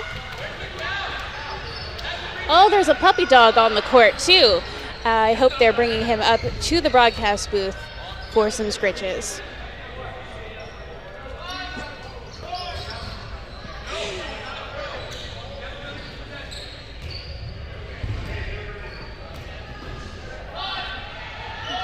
Cerberus once again with the advantage. A big dodge there.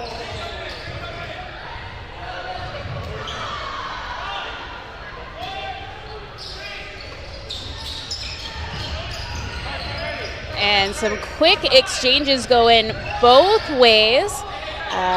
Forfeits, though, taken a second. They had a few balls. They looked like they were going to go throw.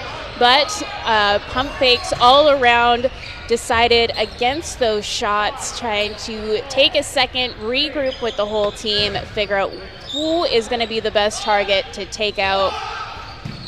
And we got a big hit on Forfeits, leaving them with just 4 players on the court to the 5 remaining for Cerberus.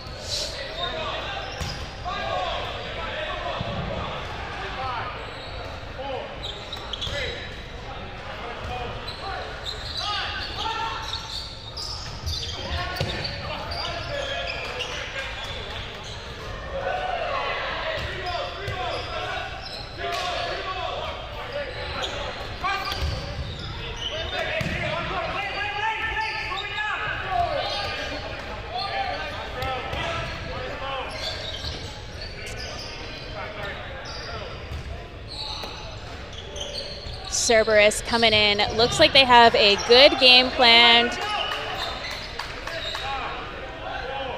Still managing to maintain that ball control, though. Forfeits doing a great job at taking balls away from Cerberus. With some of the arms that Cerberus has, keeping balls out of their hands is very, very important. Especially with people like Chris Schwartz still on the court. He has been a huge, huge playmaker for Cerberus throughout this set as well as this entire tournament. Made some huge game-winning plays already.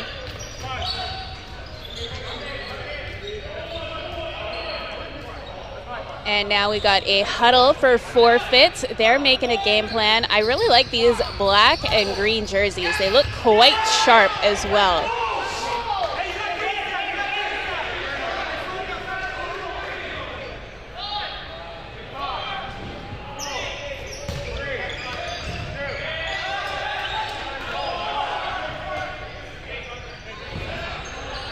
Cerberus going in for the regroup. They got 4 balls and the advantage. Chris Schwartz providing cover for his team, spreading his balls around.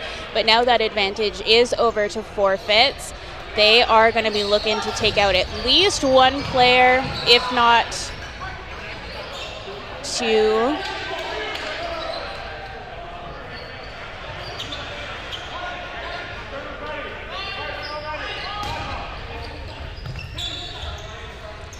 Little bit of a lull in play here while both teams kind of regroup, figure out who they want to target, what they want to do.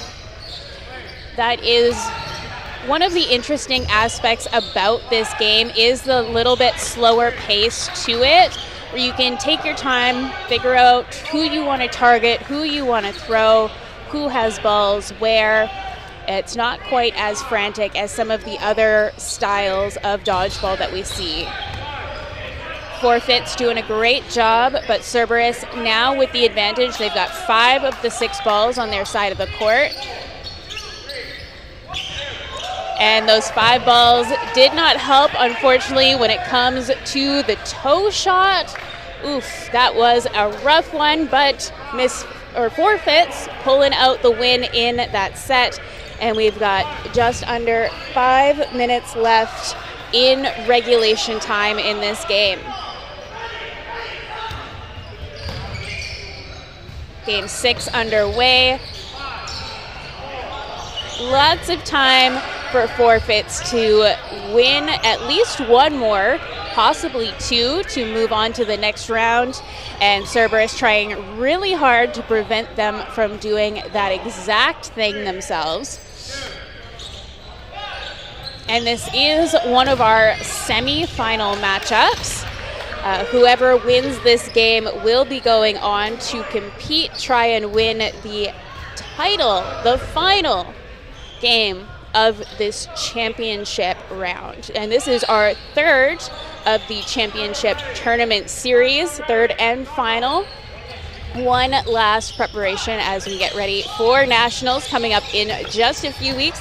That's going to be happening down the road from here at the Richmond Oval. Such a beautiful venue as well. I'm very excited to see how they set that up with dodgeball courts. I'm sure it will be a great tournament to watch. That's going down June 29th to July 1st at the Richmond Ice Oval. You can find all of the details on their websites as well as on Facebook. Right now we've got Forfeits with the advantage and taken out Chris Schwartz. Great call on that one. He's been such a valuable player to his team, Cerberus, throughout this entire tournament. Forfeits taking a second to figure out their game plan. It is now 3 left for Forfeits versus 1 left on Cerberus. Forfeits trying to tie this game up.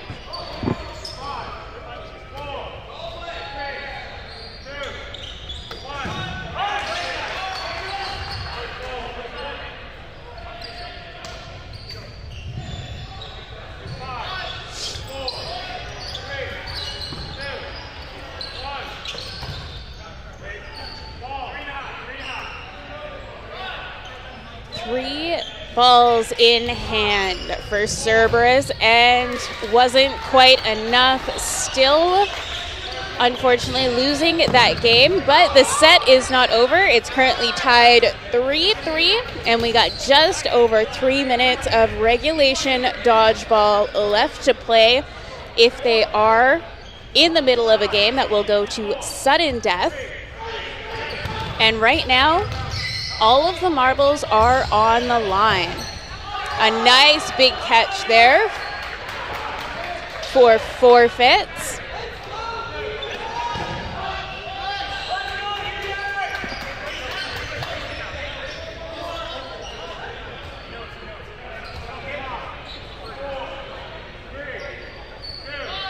Also, not sure if you can see it, but if you squint at your screen, you will be able to see there is a sweet puppy dog wagging its tails. I'm sending it scritches for everybody watching this stream right now. We got Cerberus with 4 balls, making a plan as they move up the court, sending one over to Forfeits sending one right back. Advantage still with Cerberus.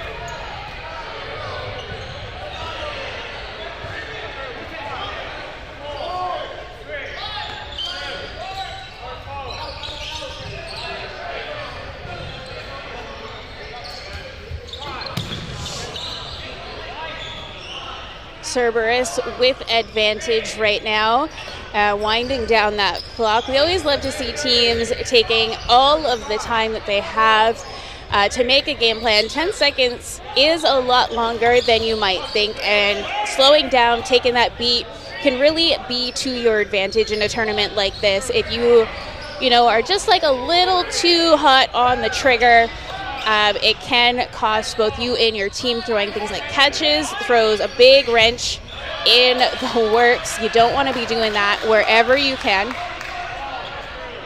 We got a ball off the court, trying to retrieve that now. And Forfeits making a play up ball coming in from the right-hand side.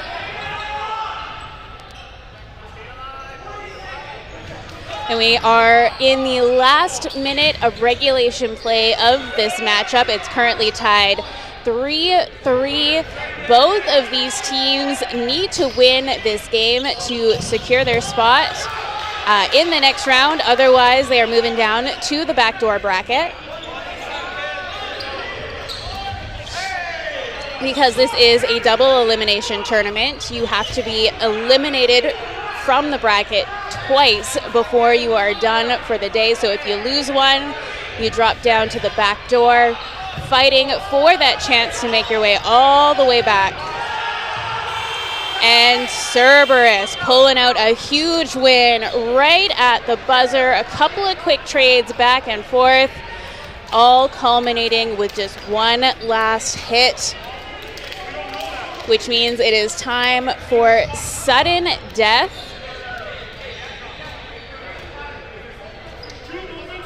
Which means that Forfeits could tie it up here, send it to 4-4.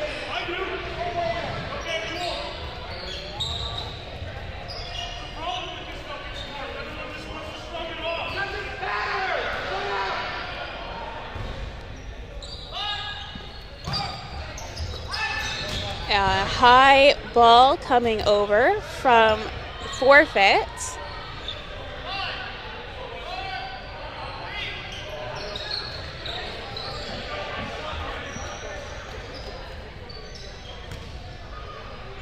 And Forfeits pushing up the court. A big hit there on Cerberus.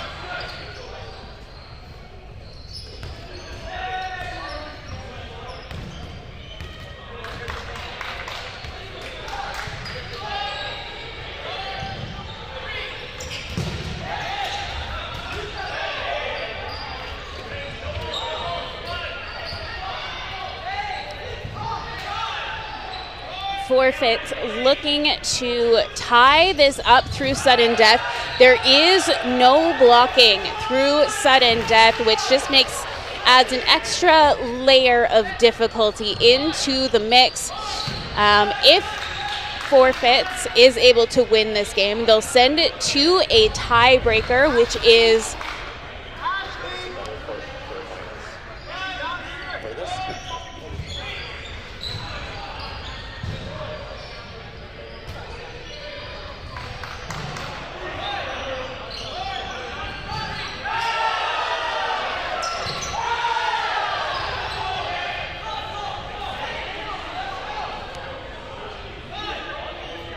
Forfeits still has the advantage. 4 balls, though they only have 2 players. They are fighting to stay alive against Cerberus.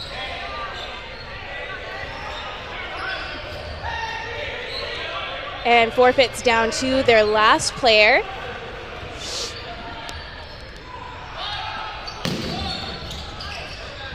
Oof.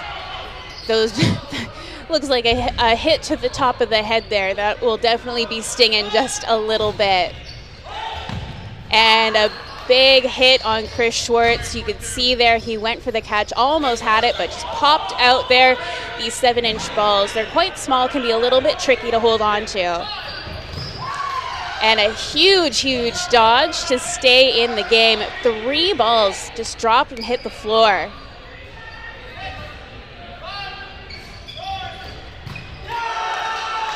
And a win for Cerberus, securing their spot in the next round. Very exciting, taking this set 5-3 for them. Congratulations to Cerberus, heading on to the next round.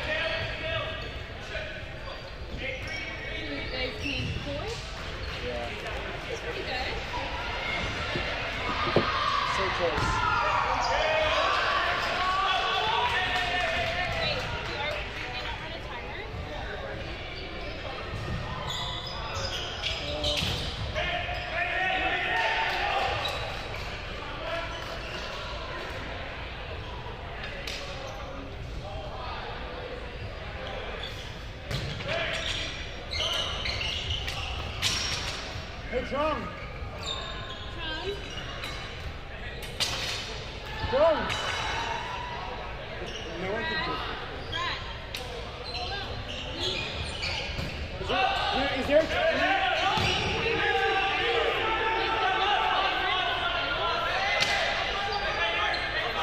no timer for finals? Can you ask me Ask Chris.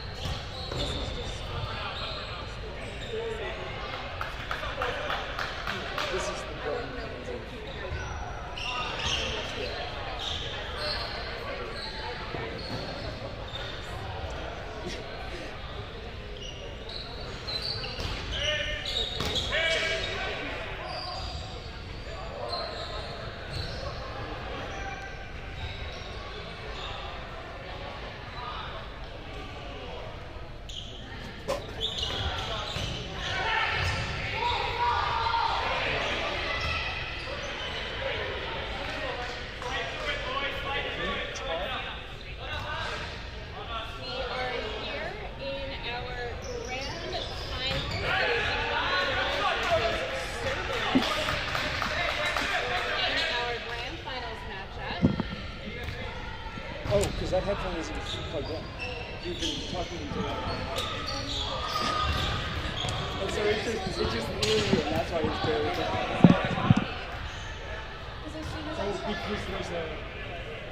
Oh, because there's a noise gate, and so like if it's too quiet, it just cuts out. So then I must have been too loud previously and was probably peeking it out. Oh no, I have like parts and everything, so it's just like there is perfect distance. No, but when I was using this headset, apparently it was a problem.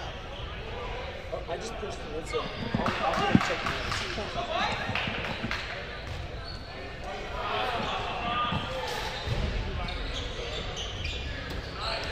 We have just over 18 minutes left in our grand final matchup. This is between Nocturnals and Cerberus. Cerberus with the advantage currently, making their way up the court. Big hit there from Nocturnals.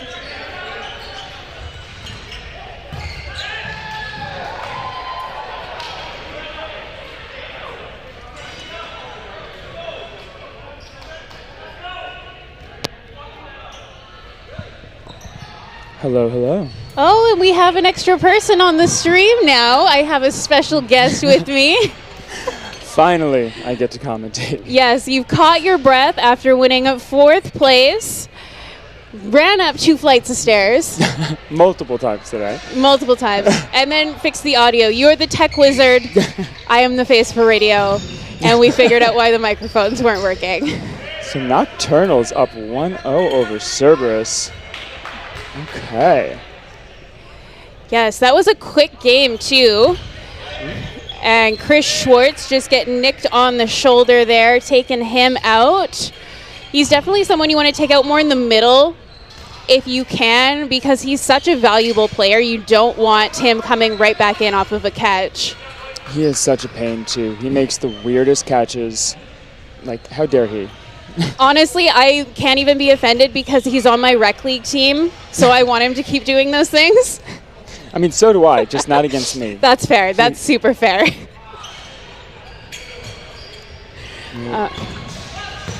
Ooh! Big catch on Pearson.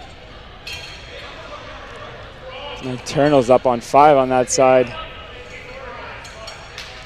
Yeah, Cerberus seems to be scrambling just a little bit more than they were in their last matchup. I'm not sure if they're just maybe a little bit tired or a little off kilter going into this first couple of games, but Nocturnals definitely seems to be a lot more calm, cool, collected to kick things off. And that's 2-0 for Nocturnals. They also took out Hardest Foam, who's won every Everything. other round of this. Yeah. Well, I think they've won pretty much everything of everything since they started playing together. So to see them come down in third, and they didn't win at TOC this year either. Yeah. So could be the tailing end of a dynasty possibly, making room for some other players at the top. I think it's a testament to how much like the skill in BC has grown. 100%. Because they really, Hardest Foam started the 7-inch style. They were the first team to like really make the jump from the 8.25-inch rec league over to the competitive 7-inch style. It had been growing a little bit on the island, but they were the ones who like really dove into it before anyone else and really helped kind of kick start all of this where we're at now. Yeah, and now At least in BC. yeah. I should say not everywhere, just here on the West Coast. And now we have Nocturnals and Cerberus, two new faces in the finals of this championship series. Competing for the title. Now, Cerberus has been playing together for a little over a year now, I think. Not sure about Nocturnals, but I don't think they're super, super new either, but definitely new to the finals of this series. Oh no, I think they played the last finals against Hardest Foam in this series. Oh. Yeah, they've been. Have they been? They seem to like really be working together well, and like not at all rattled on the court. Yeah, they took second at provincials. They've been killing it in all of the 7-inch series. The talent in BC is like blooming, and Nocturnals is, yeah, they're here. Yeah, they have bloomed, we could say. The seeds have been planted, and Hardest Foam has been watering them, and Nocturnals and Cerberus are honestly the fruits of all of that labor, and it's very, very exciting to see where the future of this sport goes here in BC and just in general. All right, let's see. 205 on 4-4. Okay. Pump fakes. Nothing connects either way. Oh no, they do. They get one on the side of Nocturnals. Yes, and Cerberus now with the advantage with the players, the added extra player there, extending that advantage. Maybe it will get Cerberus on the scoreboard. Milan going with the throw there.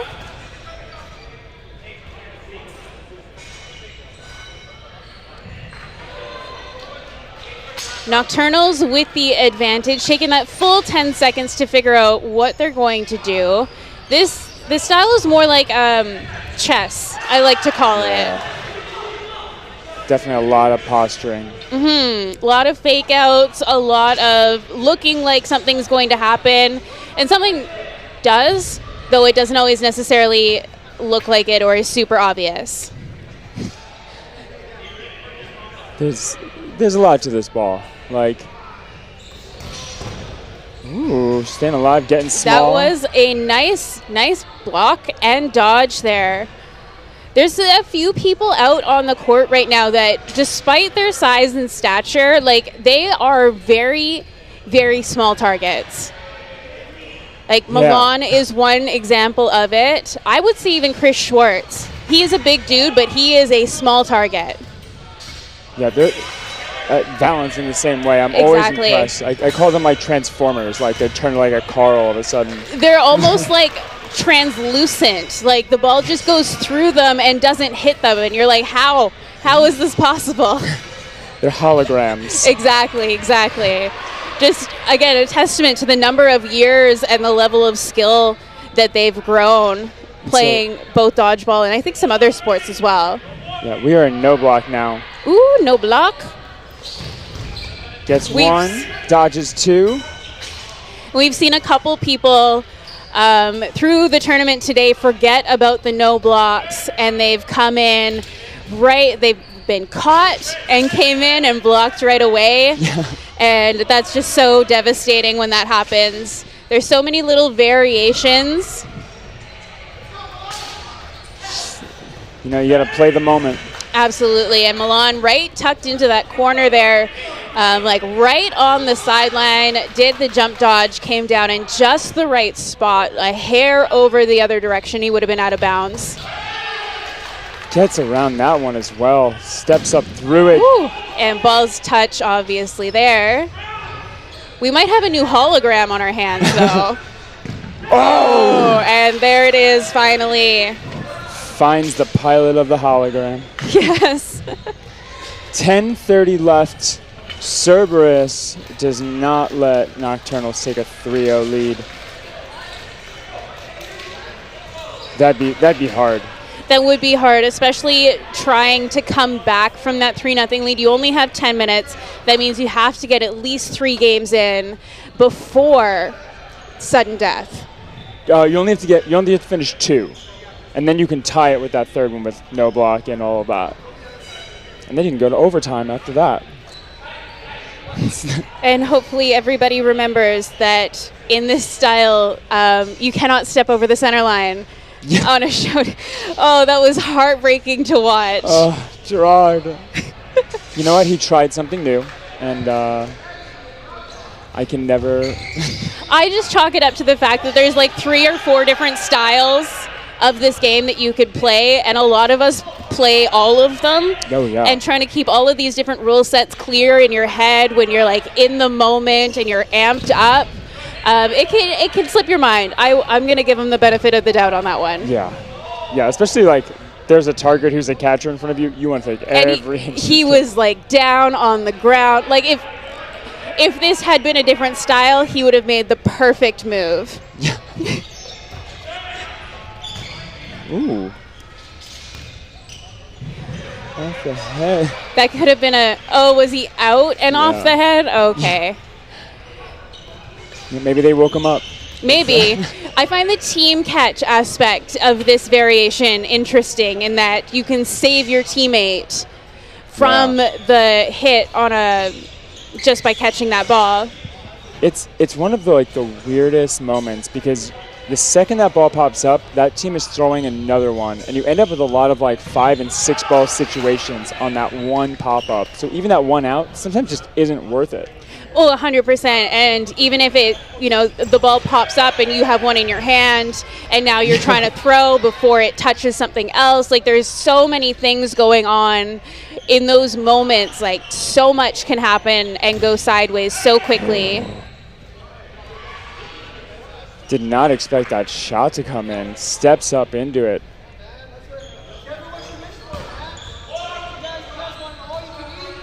Yeah, the other part with those pop-up balls. Oh! Says keep your eyes up. Mm-hmm. But also watch out for your teammates. You don't want to be running into them, which I feel like is the biggest hazard in that pop-up, in the team catch, is everybody is now going for it. Yeah. Had a collision at the thing with that. And there's the other one that's sometimes that ball has 1,000 RPMs of spin, and you get in your hand and it just flies away like Sonic the Hedgehog. Yeah, there's something about just the way that it touches your fingers, throws the rotation off, and it's gone in a direction that you did not expect. Speaking of gone, Cerberus. Yeah, not showing up in this round, which is a little shocking, I'm not going to lie. I don't know. I kind of expect Chris Schwartz here to get on a little bit of a rampage. That tends to happen in these situations where they're down a couple, and then he's just all right, I'll take all of the balls and just hit everybody. So we'll see what happens. I think you can kind of see it on his face. But Nocturnals definitely controlling this game. Big shot. Wow, that was a busy opening rush. Yeah, Cerberus is trying to get back in this as fast as possible. Mm-hmm.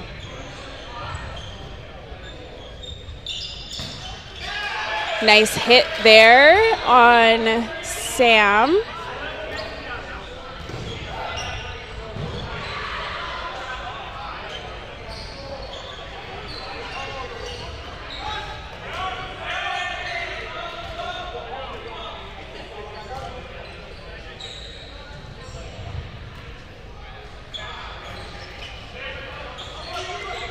Throw out of the middle, doesn't connect. Robertson with the pressure.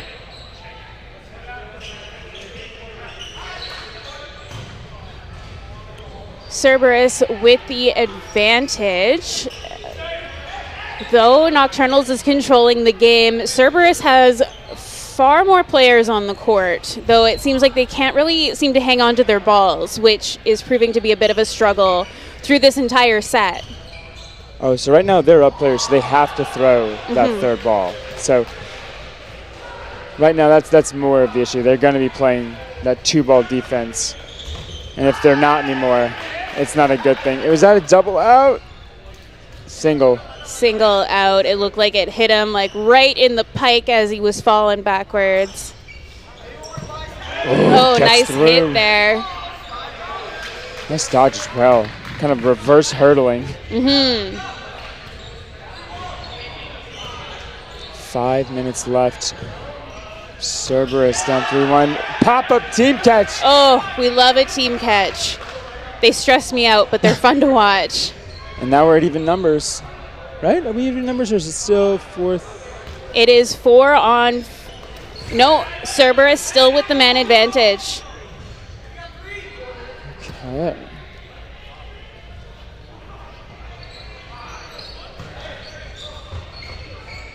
Good pressure there. Just keeping them honest. Nocturnals does not have to win this set on time. They can drag this out all they want. Yeah, they can stay here all night long if they really want to. We got Ooh. 4.5 minutes left in regulation. Nocturnals currently with a 3-1 lead. Cerberus trying to get this game done as quickly as they possibly can so they can force that third game. They're down to 1.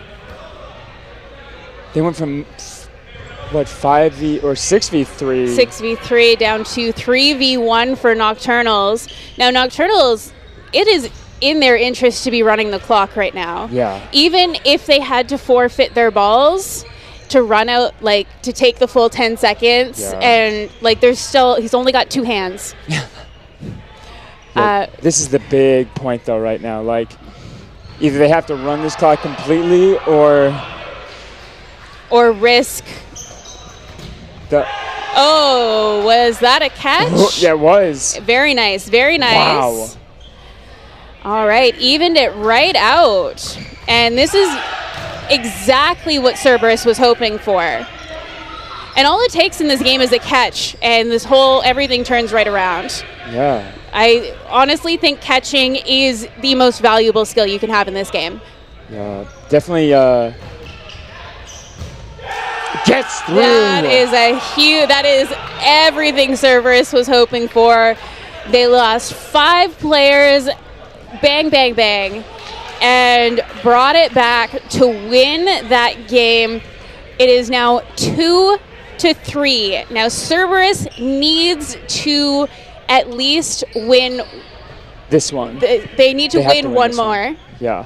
But they can do it even if time runs out. Yeah, so they really, realistically, they need to win this game, but they don't have to do it in the 2.5 minutes we have left and try and get another game started. Yeah, both teams are going to be playing this with the same intention right now. Absolutely. Because it's do or die for both teams right now with 2 minutes and 15 seconds left on the clock. And we both know a dodgeball game can be done in 30 seconds if you really want it to. Yeah, if the right cascade happens. It can go real fast. Especially with the right rollbacks. Yep. All right, one toss from Cerberus.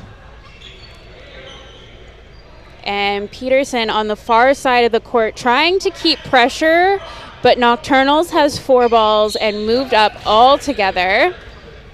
I really like that set of pump fakes, creating that aisle on that left side. Mm-hmm. Ooh. It's something we've seen quite a bit today, where you end up with 4 players, 4 balls moving up in like a wall, and you don't know where that ball is going to be coming from because it could quite realistically come from any of them to any direction. Yeah, I feel like a few years ago, catching was a lot easier than now, and that misdirection more and more is becoming important. Absolutely. And the no look, I've noticed, is developing as well. Oh, God, those are the worst. 55 seconds. Oh, taps it up. I thought we're far enough away that my depth perception was a bit off to where that was going. Yeah, it can be a little bit tricky sometimes. Oh, went for the catch. Chris Schwartz on the court left with a couple of other players from Nocturnals. They have 3 on Cerberus right now. 1 player remaining for Nocturnals. He does have the ball advantage, though. Now flips over to Cerberus. They have 22 seconds left. They are trying to tie this game up, or this set up, with a win here. Yeah, Cerberus right now definitely in the lead. But do you want to bring this no block, or do you want to finish it and go to no block? It's really like a style choice of how do you want. Yep, they'll take it as no block. They're heading tiebreaker. to no block in the sudden death. So now if... Oh, they tied it right at the buzzer. So we are going to a full tiebreaker no block, which negates the question I was going to ask, which was how... If Cerberus wins it and ties it, do we then go to the 4-minute overtime? But because they tied it at the buzzer, doesn't really matter. Yeah, I think this series is 3-minute, or maybe that's USA. But yeah, 4-minute overtime of just regular, and if it doesn't end after that, it would go to no block again. But no block for the gold. We got a 6-on-6 no block sudden death for the gold. That's like... Could you get it? What a way to start! Wow. I love the noise that a catch makes. Oh, the thud? Yeah. How can you not? No, it's the best. Especially on those big ones, too. Like, you know that ball was going hard. I would buy a white noise machine that just made that. Just sounds of people getting hit real hard. Oh, that would put me to sleep very quickly every night. Just dreams of dodgeball hits. Usually I wake up from that. Yeah. Or I wake up on the floor because I've been concussed.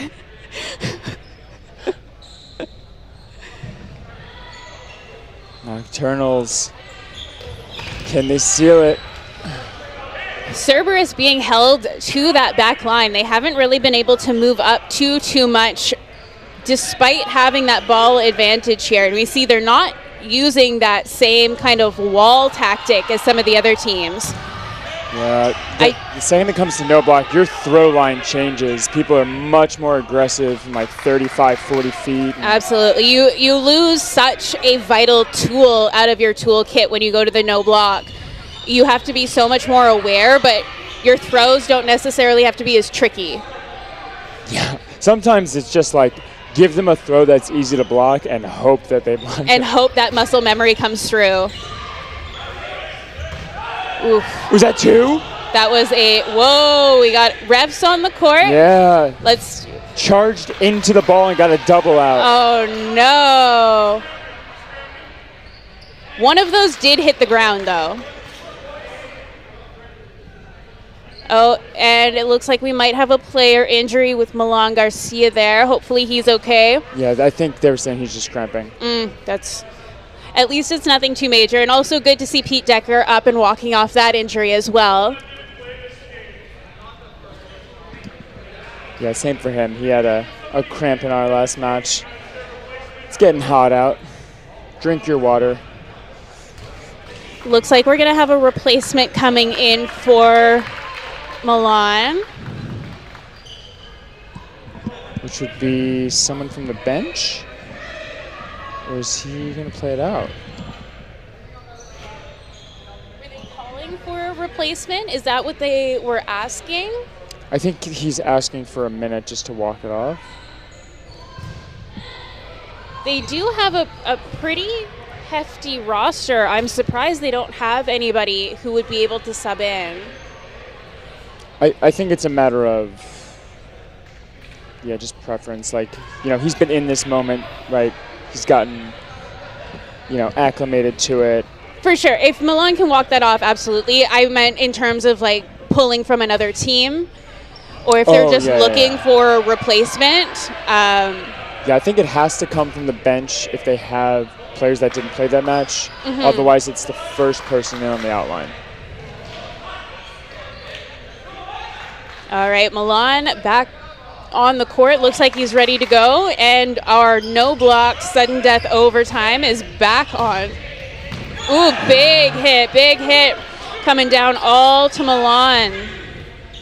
He did for so the goal. much work too. He had these pump fakes that were just starting to cascade in their advantage. And yeah, he's honestly grown so much as a player over the last couple of years. It's been really, really cool to watch. And Cerberus coming back from the 3-1 deficit to win gold in sudden death, no block overtime. That was such an exciting game to watch. 4-3, Cerberus. Wow. Yeah, they were down 3-0? No, they were down 2-1 at half. They were down 2-1 at half, and then it went to 3-1, and then they managed to fight it all the way back, sent it to overtime to win 4-3. And huge shout out to Nocturnals as well. They played fantastic all day long. They had a minor injury there in the last couple of minutes of that game. That's got to be a disappointing way to go out, but honestly, they can be super, super proud of themselves. Yeah, I mean, they took out hard as foam. Like, this match was incredible. Like, any match that goes to this final point. Absolutely. And for me, like, personally, taking out hard as foam, that's a gold medal in my books. Yeah, that's what an accomplishment. Yeah, absolutely. So congrats to everybody who played today. They did such a good job. We see one of our organizers, Cody Burke, down there handing out their prize, a set of brand new dodgeball so they can go practice with. I'm sure they'll break those in, getting ready for nationals coming up in a couple of weeks. That's going down June 29th to July 1st. Yeah. That is at the Richmond Ice Oval, which is not far from where this tournament was held at the Langley Event Center. My understanding is it's open to the public. You can come down and watch it if you want. Over 500 players, coaches, athletes from all over the country coming into the Lower Mainland for the National Dodgeball Championships for 2024. It's going to be very, very exciting. Yeah, it's one of my favorite events of the year. I love that. Like, it's such a hyped up tournament. From you see all the provincials and all the teams coming through, all the people who, were the dark horses quite literally at some point. Yeah, like it's the conclusion. There's always a team that shows up that no one expected. Check it out. It's going to be incredible. Absolutely. And with it being local this year, you don't have to, book a flight, get through TSA, anything like that. You can just drive on down to Richmond, take the 99. It's right there. It's the Ice Oval. It's a very nice venue. I'm curious to see how they're going to set it up for dodgeball and like where the spectators will be seated, just because it is like that big oval, right? Yeah. It's the speed skating oval. So I'm curious to see how they do it all. I can't wait. Me too. This will be my first time watching nationals, so. Oh, hell yeah. Yeah. All right. Well, thank you so much for streaming with us, for tuning in for Dodgeball BC's Tournament Championship Series in our third round. And a huge congratulations to Cerberus for winning the whole thing. I'm Ashley, and my co-host is Bill, and we will talk to you later. I do just want to shout out, who won the women's side? I can find out. I can tell you in 1 second. We also had a women's tournament. Hyper. Congratulations to Hyper beating out Hello Bonjour Oui Oui. Fantastic team. That team, Hello Bonjour Oui Oui, gets the title for team name, and then Hyper gets the women's gold medal for winning. Oh, I love it. Oh, yeah, Seattle. Okay. All right. Thank you for tuning in. We'll see you next time.